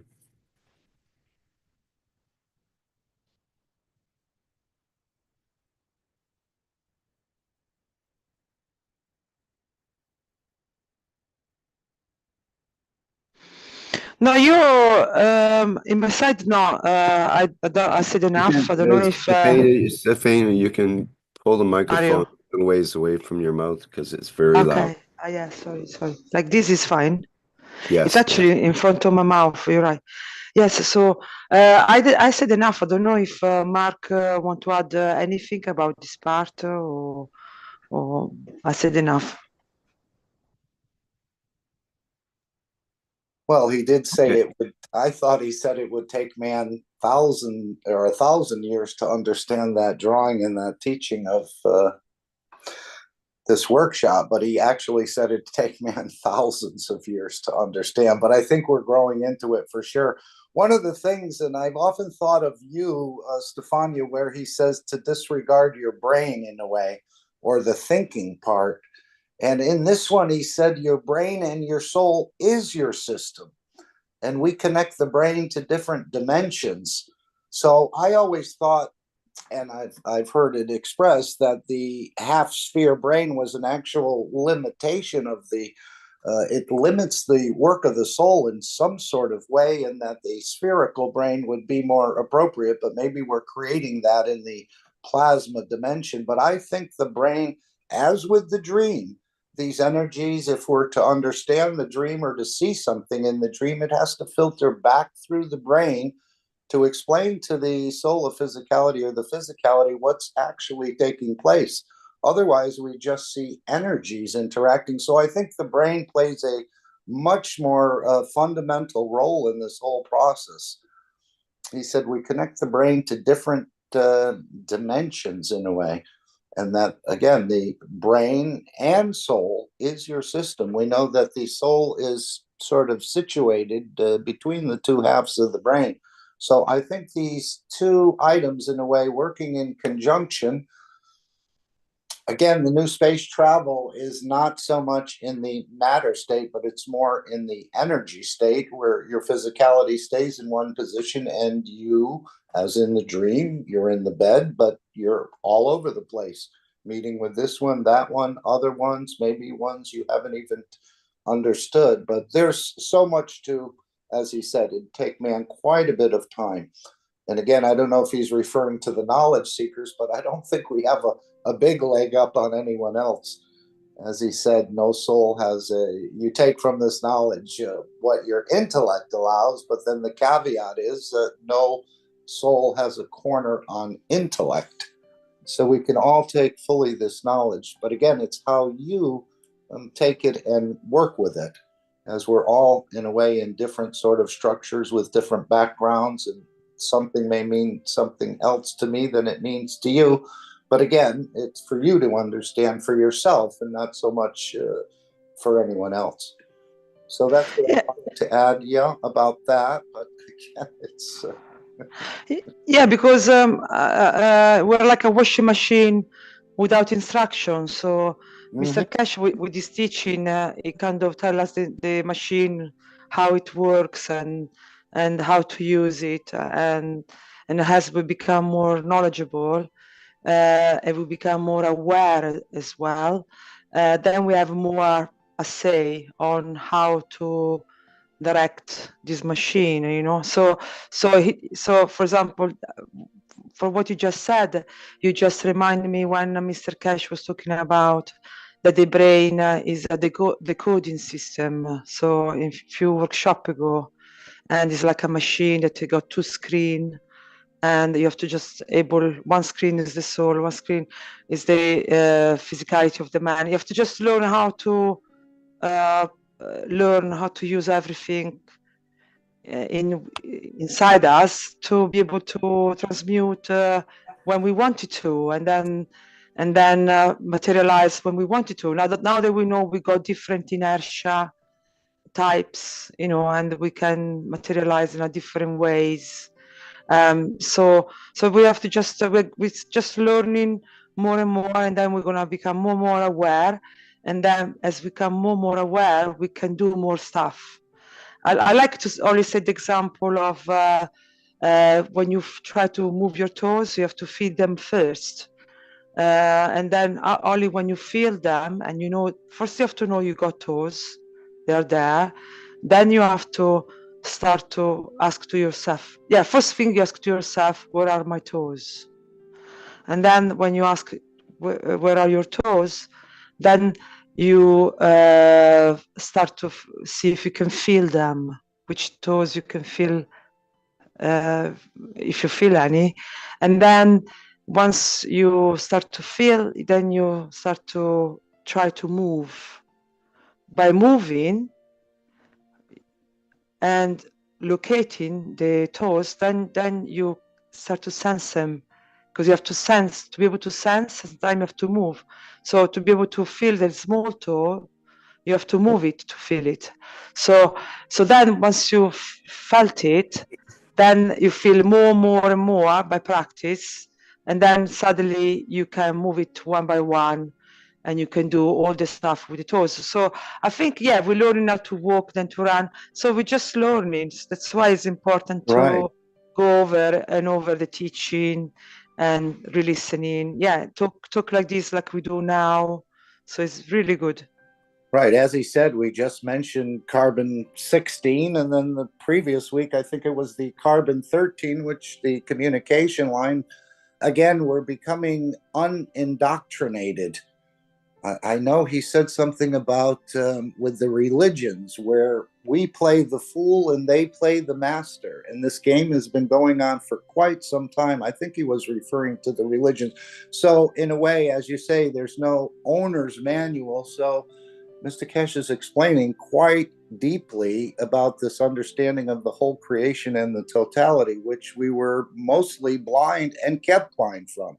So we don't want to play the fool anymore. We want to be in control of our understanding and not have intermediaries tell us what we can do and we can't do, because we know that there are no limitations in this knowledge. And it's a process that is going to take place because it's already there. So it's how everything works, how the universe works, how we work, how we were made of. So it's just a matter of time, literally, for us to get our head around and practice going deeper, because everything is there already, ready to be used. The moment we become, we listen now, all these transmutation session. The transmutation session are very important for some of us. They are very lucky to do them. They can practice with like crutches. They have help, the system to support to get there quicker. So we have to just keep going, literally. And even who doesn't have money to practice, they can practice on their own, because we're learning about ourselves, how we are. And I really liked as well on the fact that we can think also that we are learning like to become superhuman, Superman, like, because we, as we practice, and only by practice we can learn more about ourselves. And the theory that Mr. Keshe teaching to us, and other people like him who are connected with the knowledge of the totality, no? So from these people we can learn more and more, and then practice more and more, and then by practice we can understand better what they taught to us, and then we can teach to others once we are practiced. Because if you hear Mr. Keshe, he does the same. He said with the guns, he tried the guns in every product that he said that is on the market. He tried on himself first. He had an issue. He managed to sort out the issue by using the knowledge he had, and then once he tried on himself, he could give to other people. Same for us. We cannot give anything or teach anything to anyone if we didn't study deeply and practice on us first, then see the things worked, understand it, because we done it, we tried it, and then we can show to others and teach to others. This is the only way to to be able to spread the knowledge.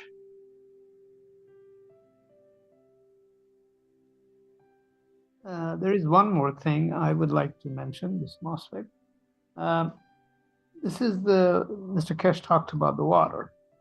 And earlier in, I think, one or two, One Nation, One Planet, One Rest meeting back, I talked about water as well. And as he was talking about the water, and he mentions the field of oxygen, it's not the oxygen molecule as we understand it, but at the field level, the 16 level is available in the water.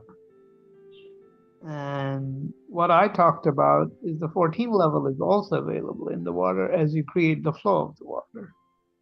So we have access to both 14 and 16 level within the water. So much like how we use the enhancement unit, we can use water to make the connection with the 14 as well as the 16 field. Because the two hydrogen, when you subtract two fields, which is the field between oxygen and hydrogen, which is 14. So you have access to 14 on both 16 and 14. So using water, we have access to the energy levels of the universe as well as the universe. So this is something, water is a tool available to us all the time. And it has been with us for all along. As Stefania was mentioning, we have to look into the stuff that we have, the fields we have, to understand things deeper. The water itself embodies these fields, and we have access to these fields. Or we can use the water as a crutch. And we know many different properties of water, how people prey on it, give it to other people. There are all kinds of things. So how does water hold all these fields? Now we know. The 14 field is the separation between magnetical and gravitational in the universe. So there is a lot of interesting thing within water that it's not only just there theoretically in the sense that the 14 and 16 is there. Water as a tool is available to us all the time. We take a shower, we get energy from it, and we get refreshed. Is it 14 or is it also 16? So these are things we can consciously engage using our soul's capacity and our intention. The more we do, the more we learn. And if we don't engage ourselves, well, 1,000 years may not be enough for us. I mean, it may take longer than 1,000 years to learn it. So we can, as we engage our higher strength fields, the time compresses.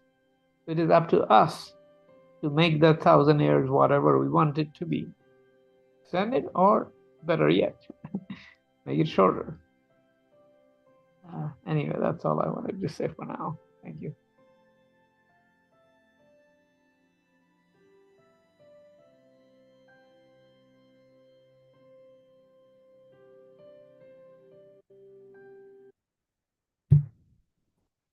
Anyone else, or shall we move to the next slide?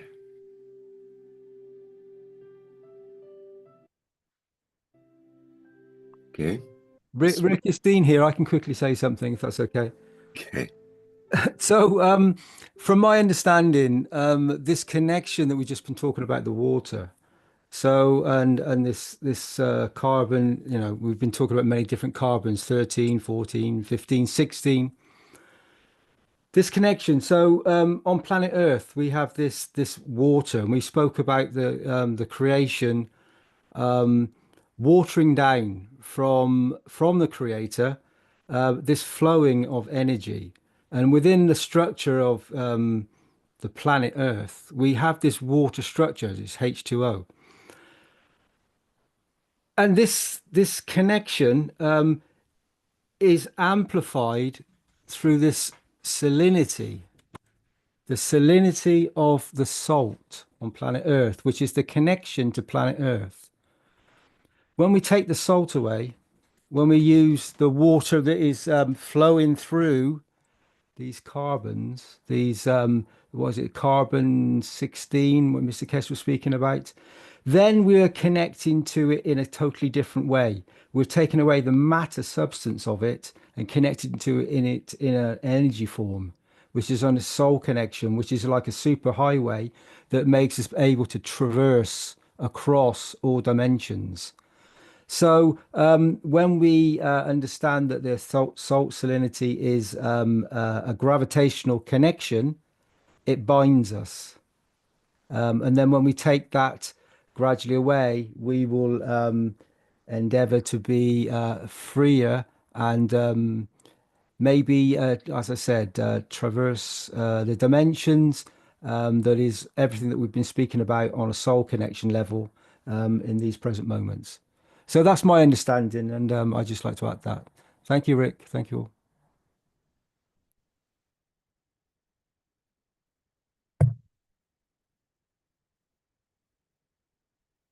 Okay, we'll move back to the presentation. And I believe we have, transmutation as the next topic. Okay. So the picture doesn't have the word on it, but we can transmute picture. Okay, there it is. So this is Mosfeg again, and representing Bengali language as universal community support, council supporter. The interesting, today, one of the interesting thing is that how we use emotion in the transmutation process. I'll start with a story of something that I did when I was very little. And I liked the taste. I actually loved the taste of shrimp, but I was very allergic to it. So, and I mean, at that time, being very young, I said, I have to be able to eat this stuff. So I said, okay, what I will do is I will slowly eat very little every time there is shrimp available. Very little, and I mean, it didn't take very long, and I got acclimatized to it, and there was no allergy. So it didn't take very long, and I was very happy about it. And anyone can test this idea. It's like getting used to the poison kind of deal. But now I eat shrimp normally and all that. But now it's a different situation. The same emotion can be used in a different way. Now that I'm very accustomed to shrimp and enjoy eating shrimp.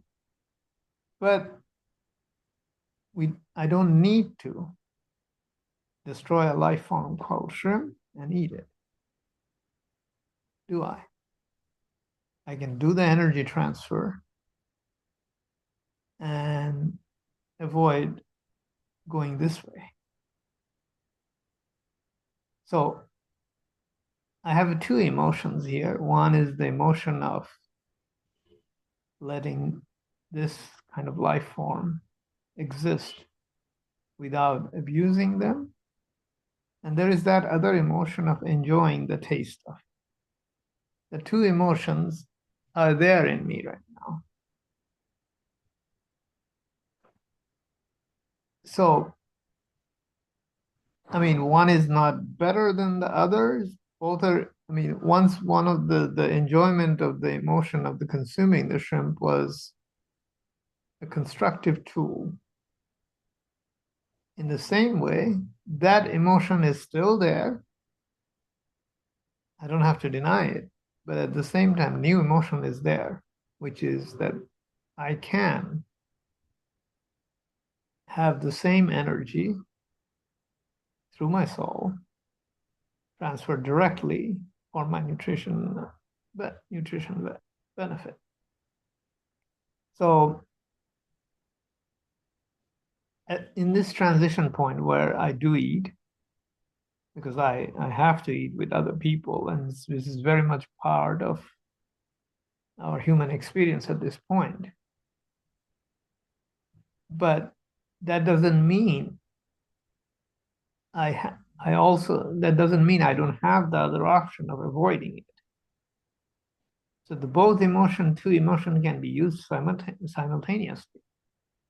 It's kind of using like the sensation of heat and hot and cold simultaneously. Mr. Keshe talks about it.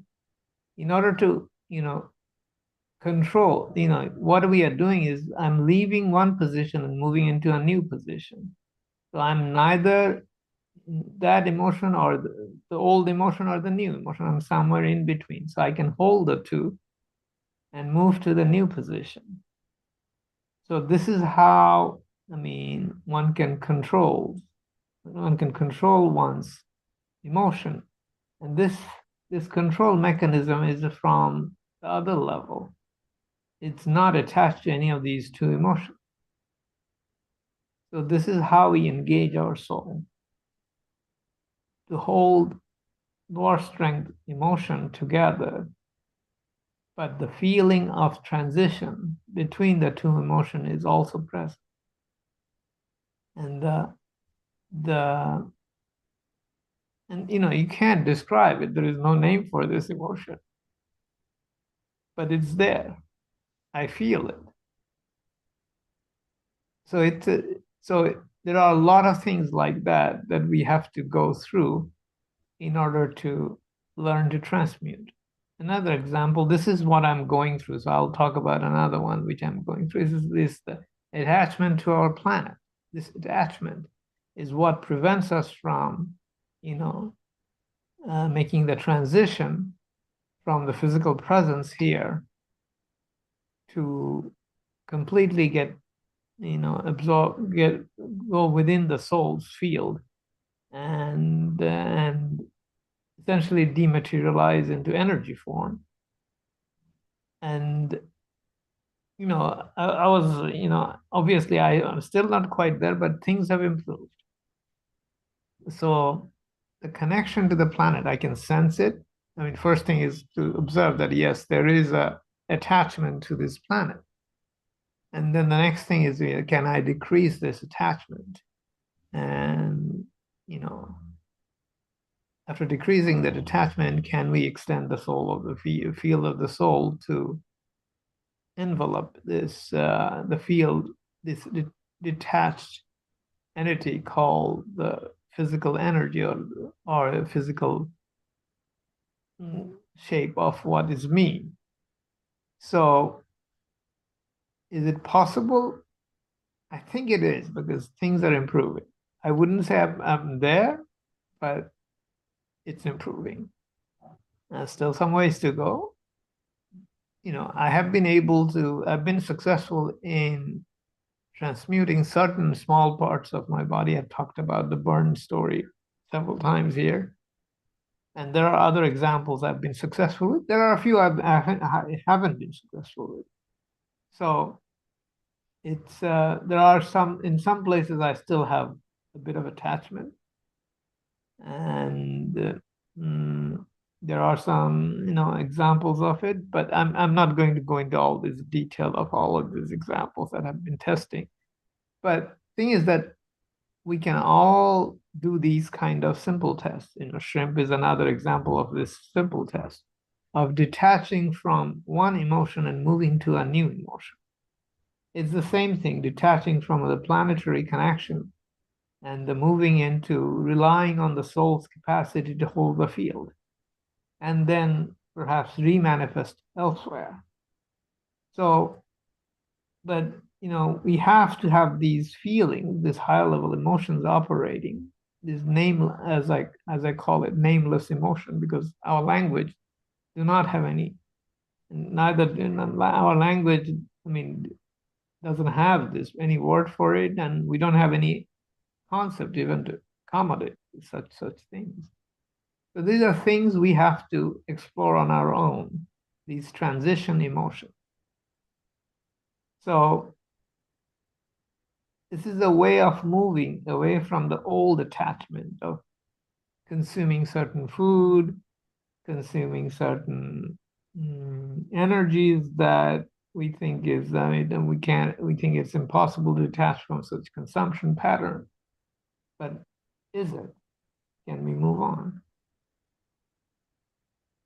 And so it's time to adjust to these new kind of emotions that move us, that transmute us in more than one ways to a world of unity, a world of equality. Equality not just amongst human beings, equality of shrimp and I.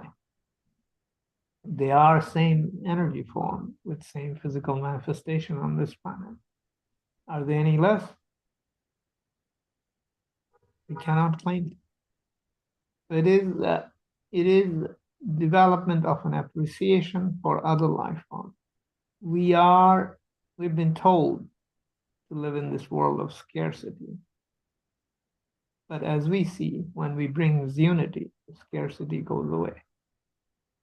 So we have to, and when we don't destroy a shrimp, peace comes in. We've been talking about peace today.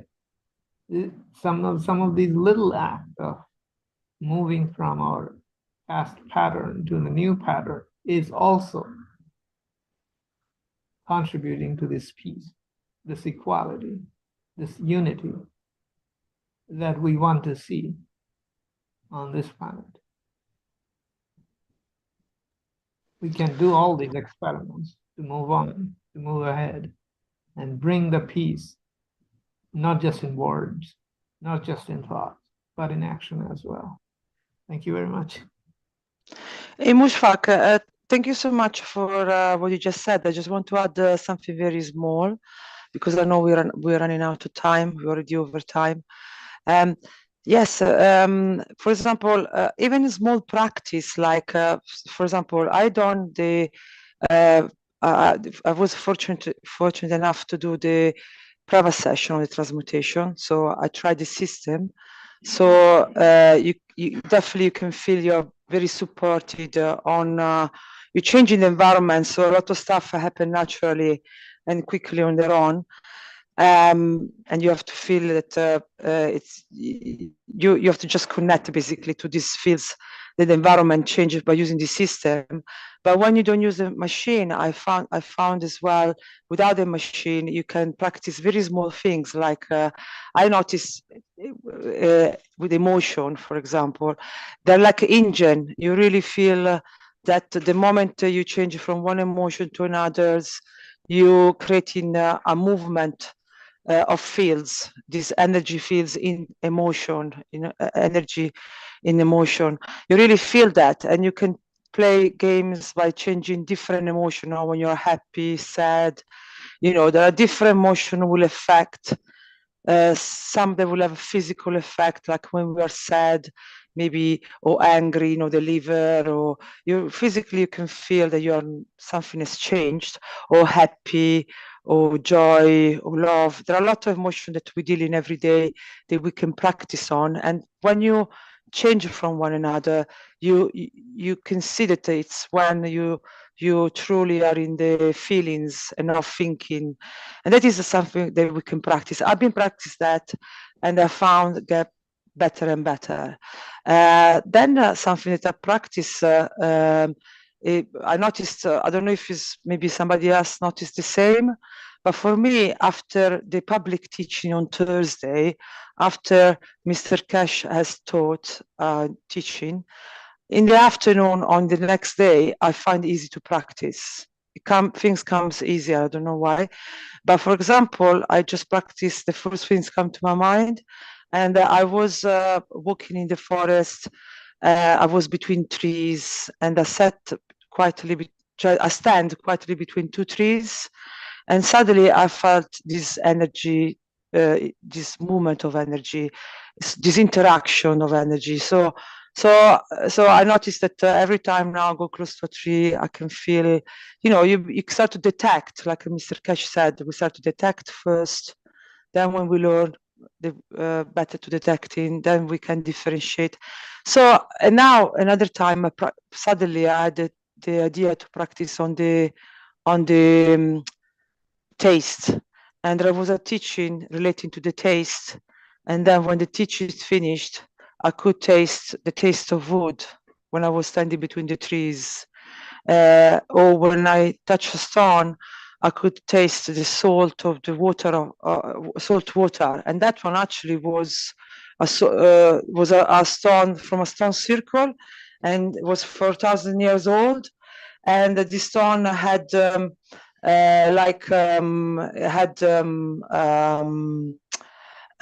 sea salt, because it was under the salt hundreds and 100,000 years ago. So maybe I test the salt. So I can see that as we practice more, as we understand more, practice more, things get in shape. It's like going to the gym. So this was my impression. And so I can practice with the transmutation, or I can practice like Mushfaq said, by using your own body, with whatever you come to your head, and then you take it from there, and you just do your best.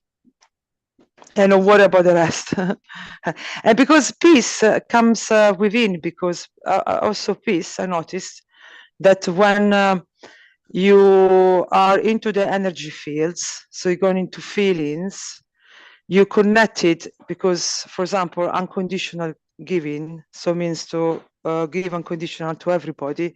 Naturally, you connect with everybody and everything.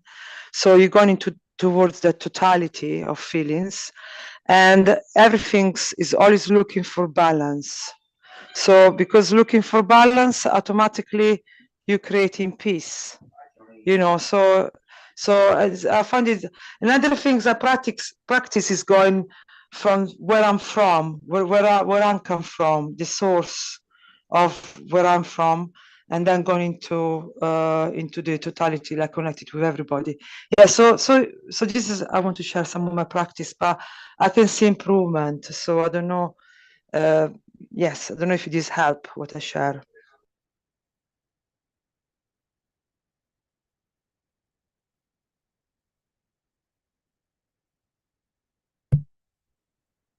Okay, thank you, Stefania. Anybody else for comment on transmutation?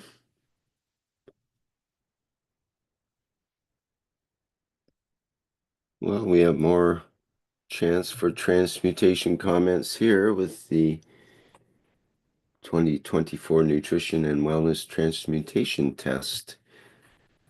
And I think, Moshfek, your name is in the slot for this one. Okay, so it's happening on the 20th of this month, Friday. So here is once again an opportunity to experiment. And the more experiments we do, the better we get.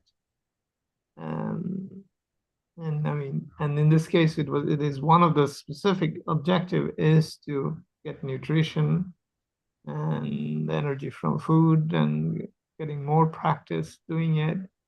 And it should be fun. And I mean, you might be surprised to find tasting your favorite item, and all without consuming the life form that provides such energy and taste.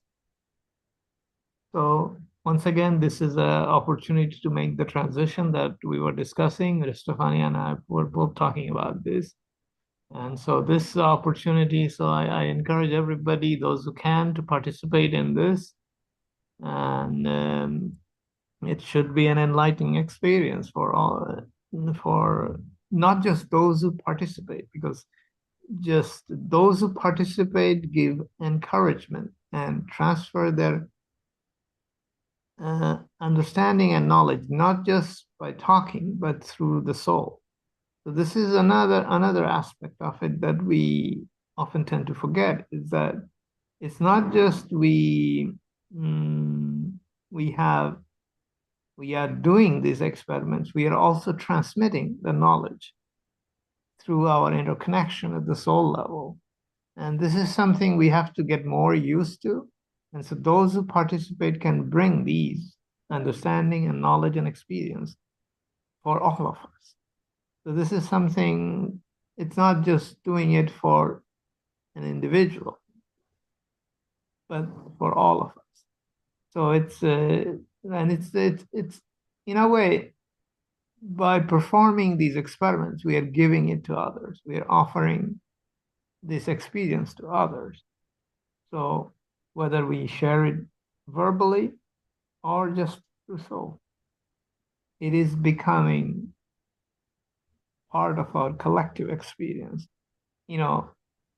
Some people sort of talk about it in a sort of like silly way, the 100 monkey effect, but it's more than 100 monkey effect. It's much more powerful than that.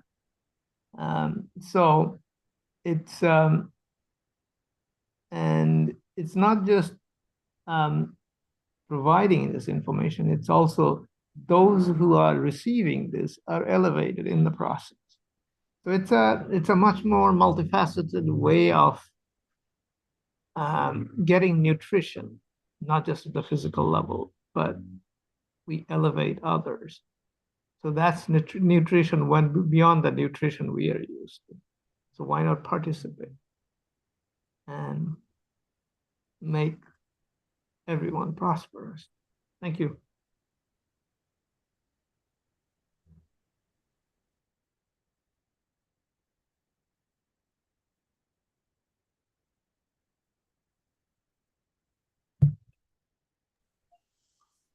Okay, good, Moshfek.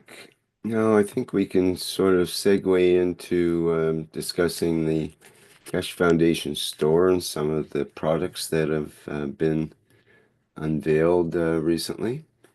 And if you go to the Keshe Foundation store, I'll put the main link in our chats here.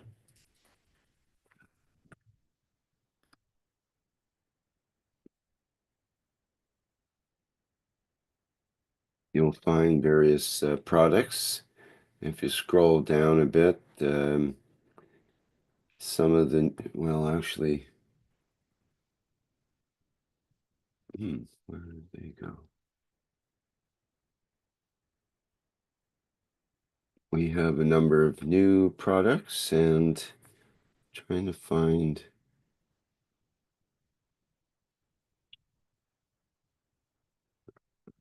Doesn't matter.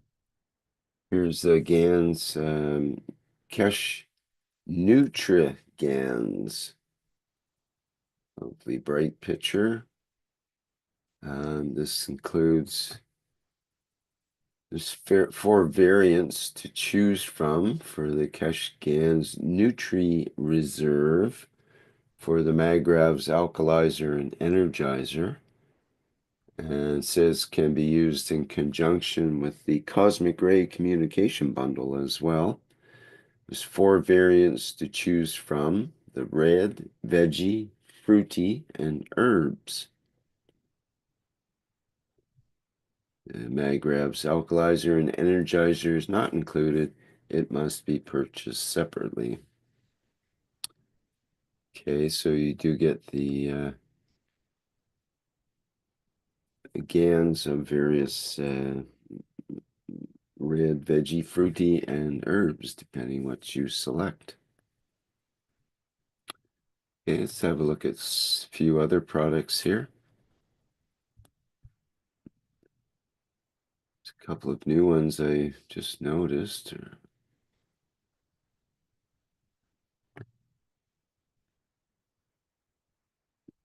It's an expensive one. Cosmic Ray Soul Connect 2 handles bundle.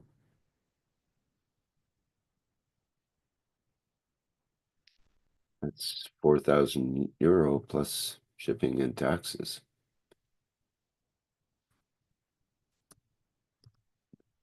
And there's a couple more similar to this, so let me just have a quick look.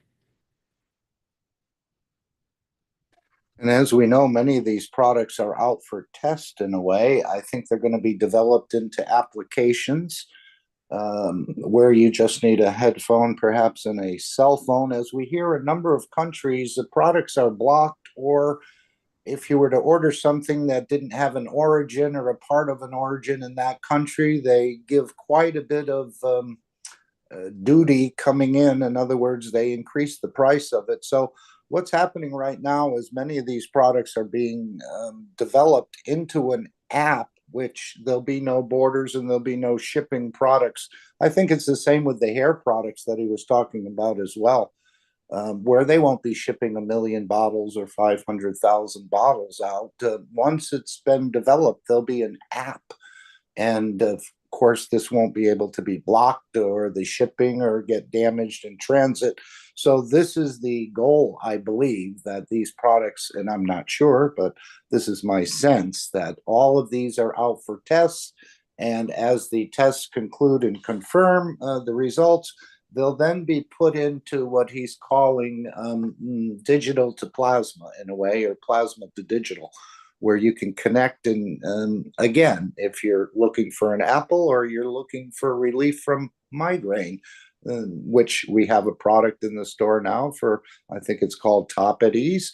And this is a migraine condition, but all these are being made into an application where you'll simply dial in and no one will be able to block it, that you wouldn't receive it. And I think this is the way it's going to go in the future.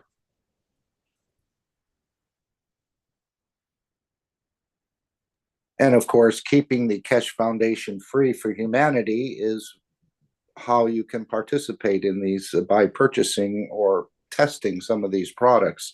You're not only receiving a benefit, but you're also keeping the Keshe Foundation's hands untied so that they can do further research.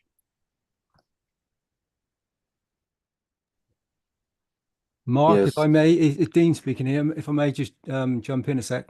Also, I noticed Mr. Keshe was speaking about one of the other things was the Twinity sight GANs. And he's saying about this sight GANs has 2 purposes. And sight as seen, and sight as the elevation of the soul, and developed specifically. So you can, achieve a situation where you can make your physical sight maybe enhanced bring it back into balance. And also then you have the sight of the soul. So you're elevating your soul as well. So you have the capabilities to be specific in what you want to receive. Some of us are very physical and we might want to, the physical eyesight. I think with these wonderful products that you receive much more than you realize sometimes. And Mr. Keshe has made it available. He said for the upcoming wellness test on, I think it's this Friday, that you maybe receive more than you thought, because there's going to be a very beautiful gift for some of the knowledge seekers that attend this session. So, like with all these wonderful things, the more that, as Mark was saying, the more it gets blocked. When you have two plasmas and one plasma stops moving, stops the dynamic movement, then the other one becomes more active, and you get this transition of energy. So the more it gets blocked, the more that you, by doing this, the souls reposition and change the position to enable it to happen in another way. And this is the same with all plasmas. And so the more that you try to sidestep, the more the plasma will, change its position and readdress the balance, create a new dimension, a new position to allow it to take place. Because if this plasma exchange is supposed to take place, even if it doesn't happen at that precise moment, there will come a time of balance. This is the way the stronger gives to the weaker, and maybe the weaker will give back to the totality of the stronger. So you'll always find this balance, and this evolution of the sight for humanity sounds very, very beautiful. This may be in a matter state condition of these Trinity GANs, but you're receiving that elevation, that beauty of the knowledge and the enhancement of the soul that we know is going to receive this this energy transfer, not just in a physical form, but over an eternity. That elevation is much more, as we've spoken about earlier. It's not just this brief moment in time. The souls will give back for an eternity of time. So there's a bigger understanding to encompass and to realize what these products can do for each and every one of us. So if you have a chance to experience them, I would most definitely do.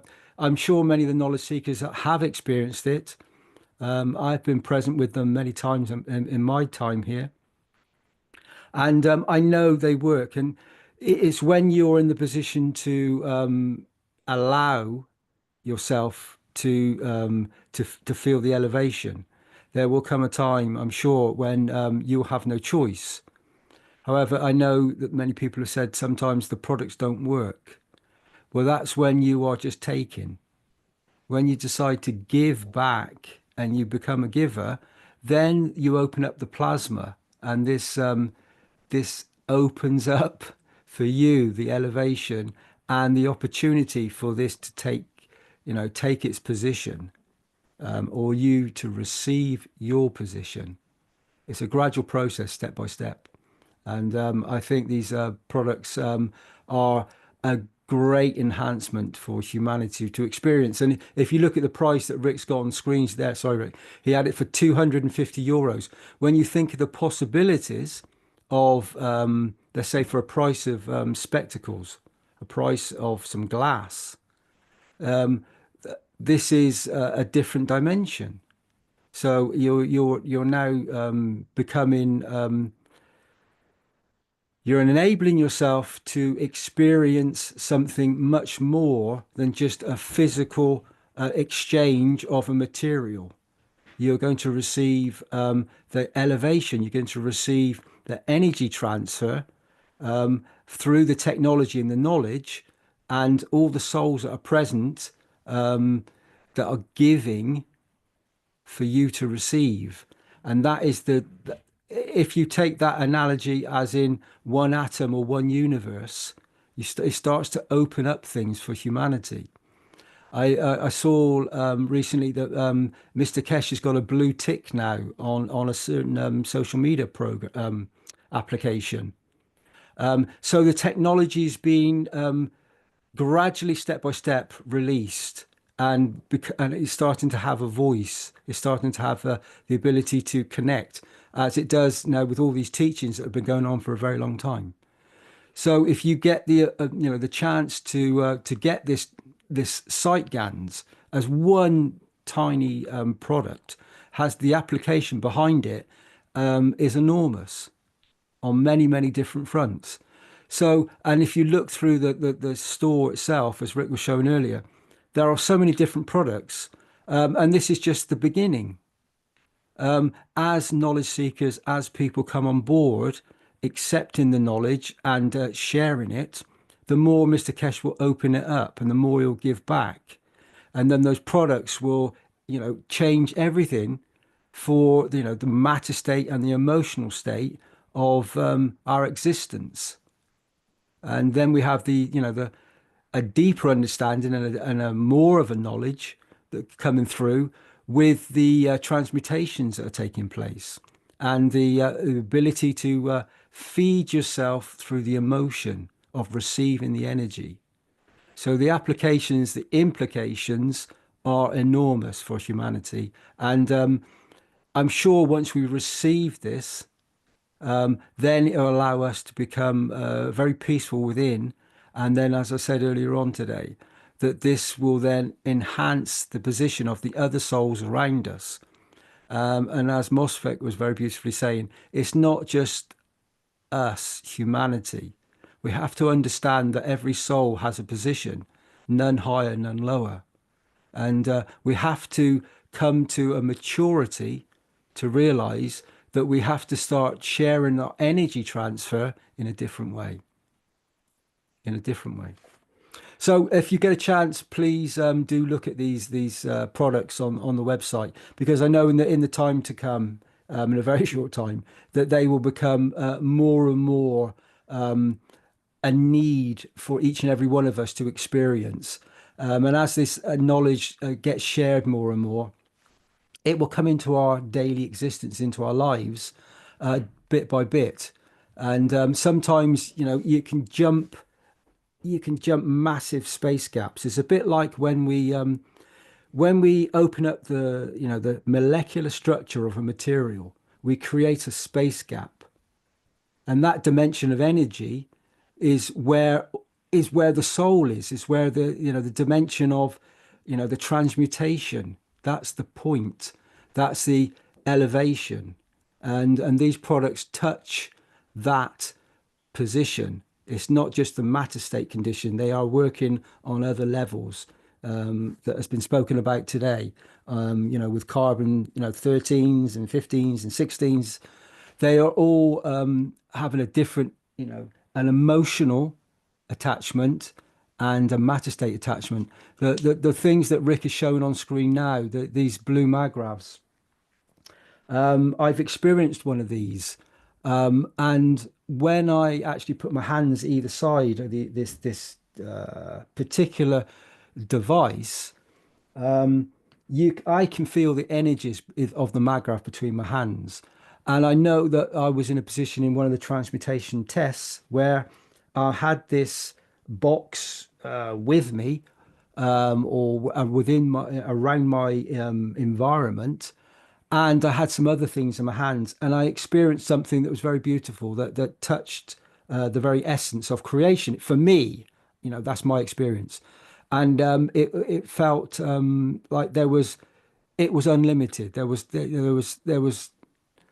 no reason to question or to not understand the beauty of what's being shared here. And it's for each and every one of us to come to a position of knowledge and understanding, and then you will receive this. At the moment, it's a tool. It's another tool. Twinity Magrav, a cosmic ray connection, which is part of each and every one of us. in our existence that we experience in these moments. So if you get a chance, maybe like Elon Musk, where he's trying to go to Mars, maybe you'll get to go to Mars much quicker and you won't need this big matter state condition to do it.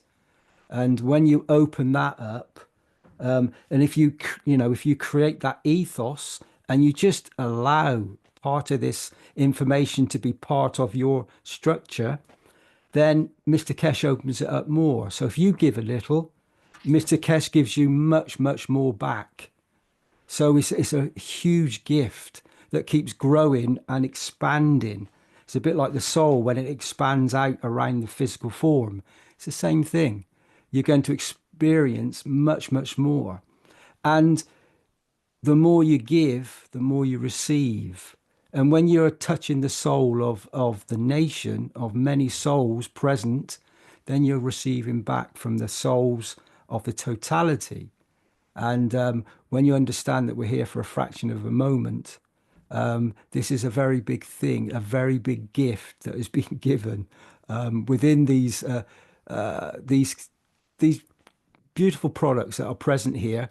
And we can all experience them in many different ways. And I know many knowledge seekers have experienced it, and it's touched the soul. It touches the essence of creation. And when you do this, it's very difficult to not understand what the true essence is and what we truly, can experience when we decide to let go and not control something. When we give to a plasma, it gives back much, much more. So enjoy these products. Thank you, Rick. Thank you all. Good. Thank you, Dean.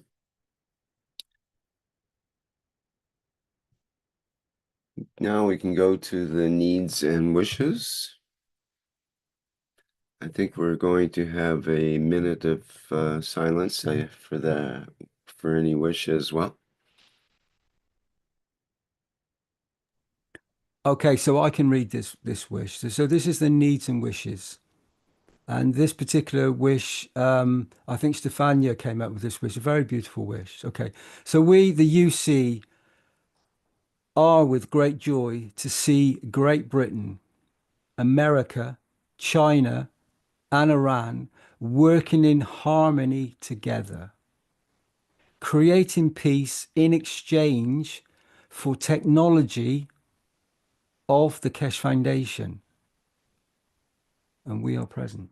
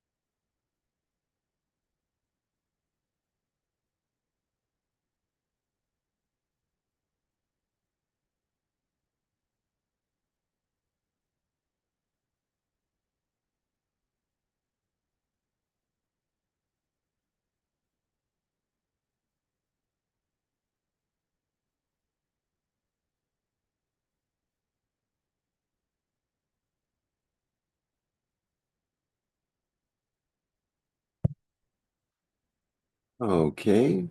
Now, do we have any other needs and wishes? Let me see here. Things here. Is there another wish here? Okay, then I'll I think do it there's two more. Yes, there's a couple more. Yes. Okay, so I'll do my talking after.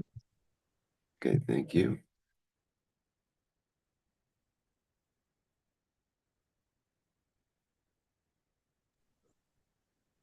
So it's Dean again. So I will read this wish as well, if that's okay. The Universal Council, gave a great welcome to Musk, as he has embraced the Keshe plasma technology, and we are present.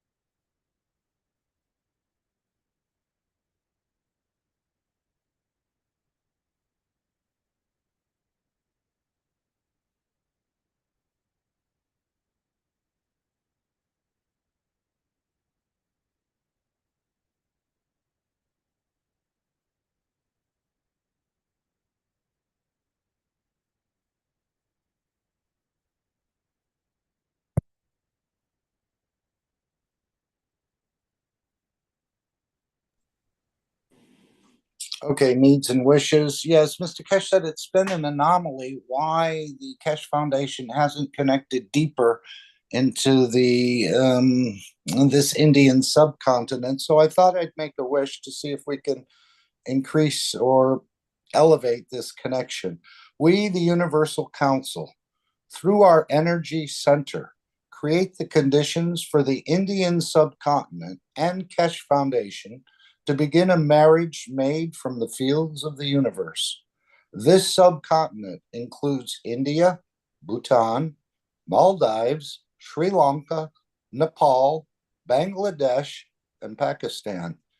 That all souls be proud of the work they do, the persons they are, and the difference they make in serving all as one.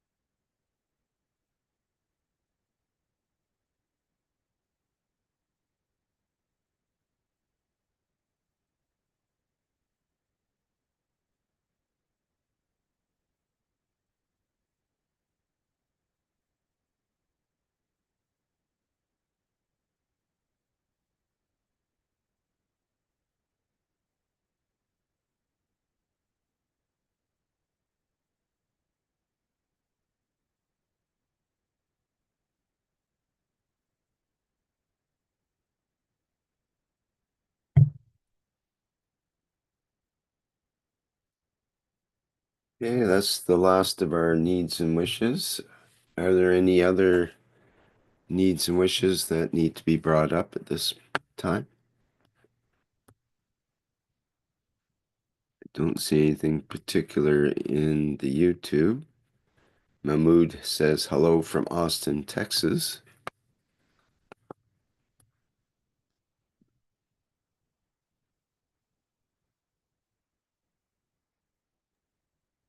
Okay, in that case, I'll talk a little bit about one of the things that's noticeable these days is that the politicians, as is the way of things, they have their own agenda and often related to exercising their power rather than serving the community or the people that they represent.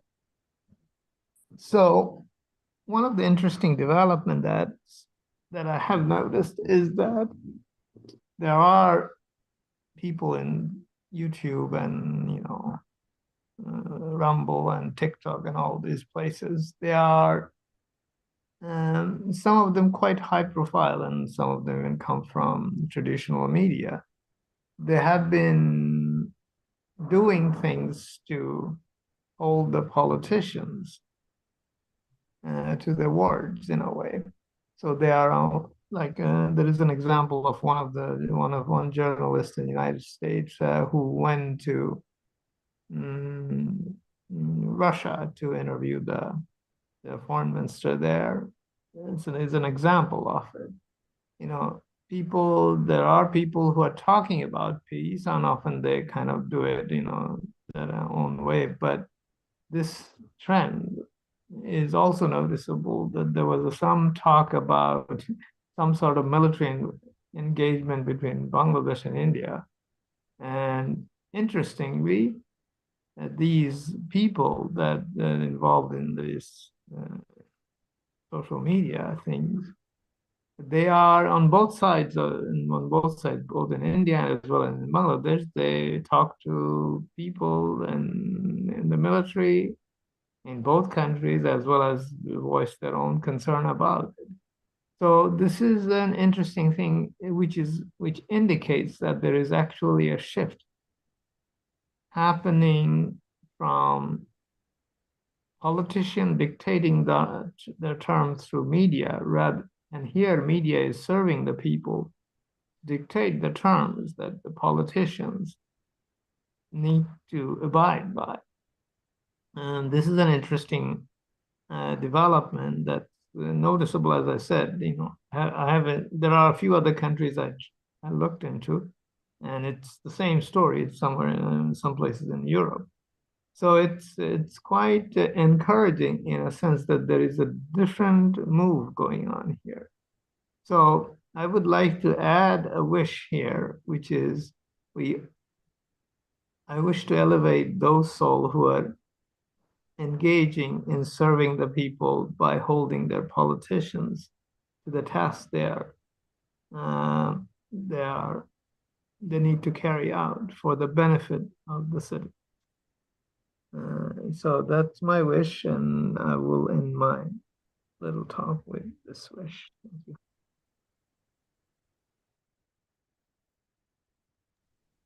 We are present with your wish, Mosfeq. Thank you.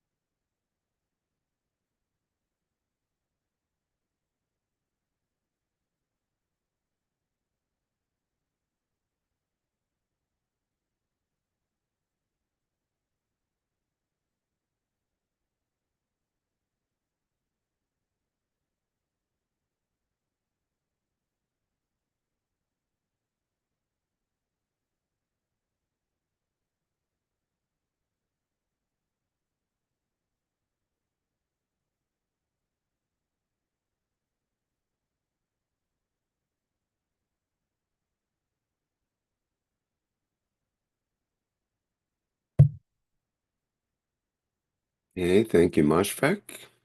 Any other wishes we should bring forward?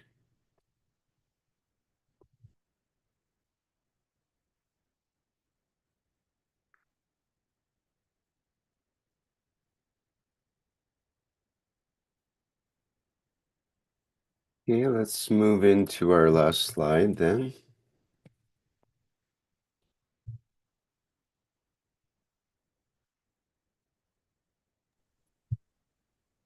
Thank you, Rick. So I will read this again. So this is the whole ethos of the Universal Council. This is the whole ethos of the foundation, the Keshe Foundation, and all the souls that are present. And it's not just the physicality, obviously. It's the soul of the collective of all of us. Remember, each and every single one of us, as the totality, are present as to be here to serve and to give to the others. We all breathe the same air, and we give and take in this physical realm. So we are here to serve, not to be served. The Universal Council.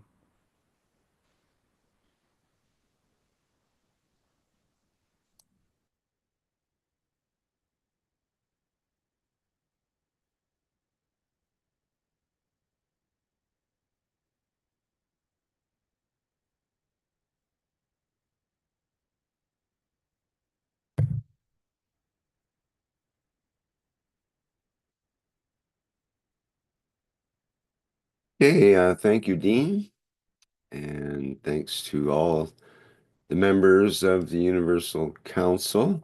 I think that brings to a close. If there's nothing else we need to say before we end. The only thing, Rick, we would need sweater so we can do some singing and dancing to your next bit. But well, I'll leave that to you, Rick, because you seem to you seem to be quite good at this now. So It's been many workshops in the past, that's for sure. And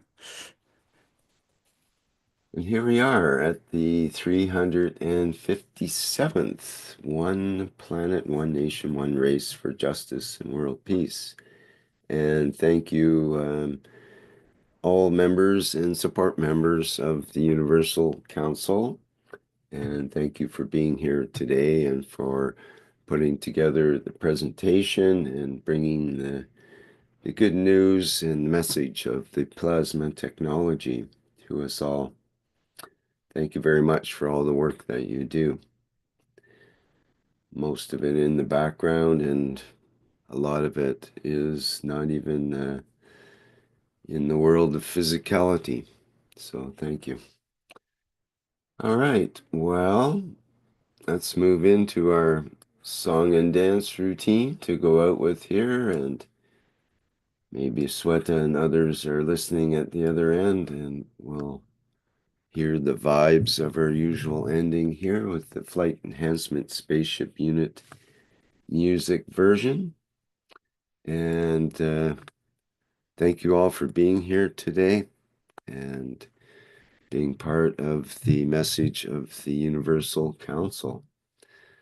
Okay, let's complete the workshop, and bye for now, everyone.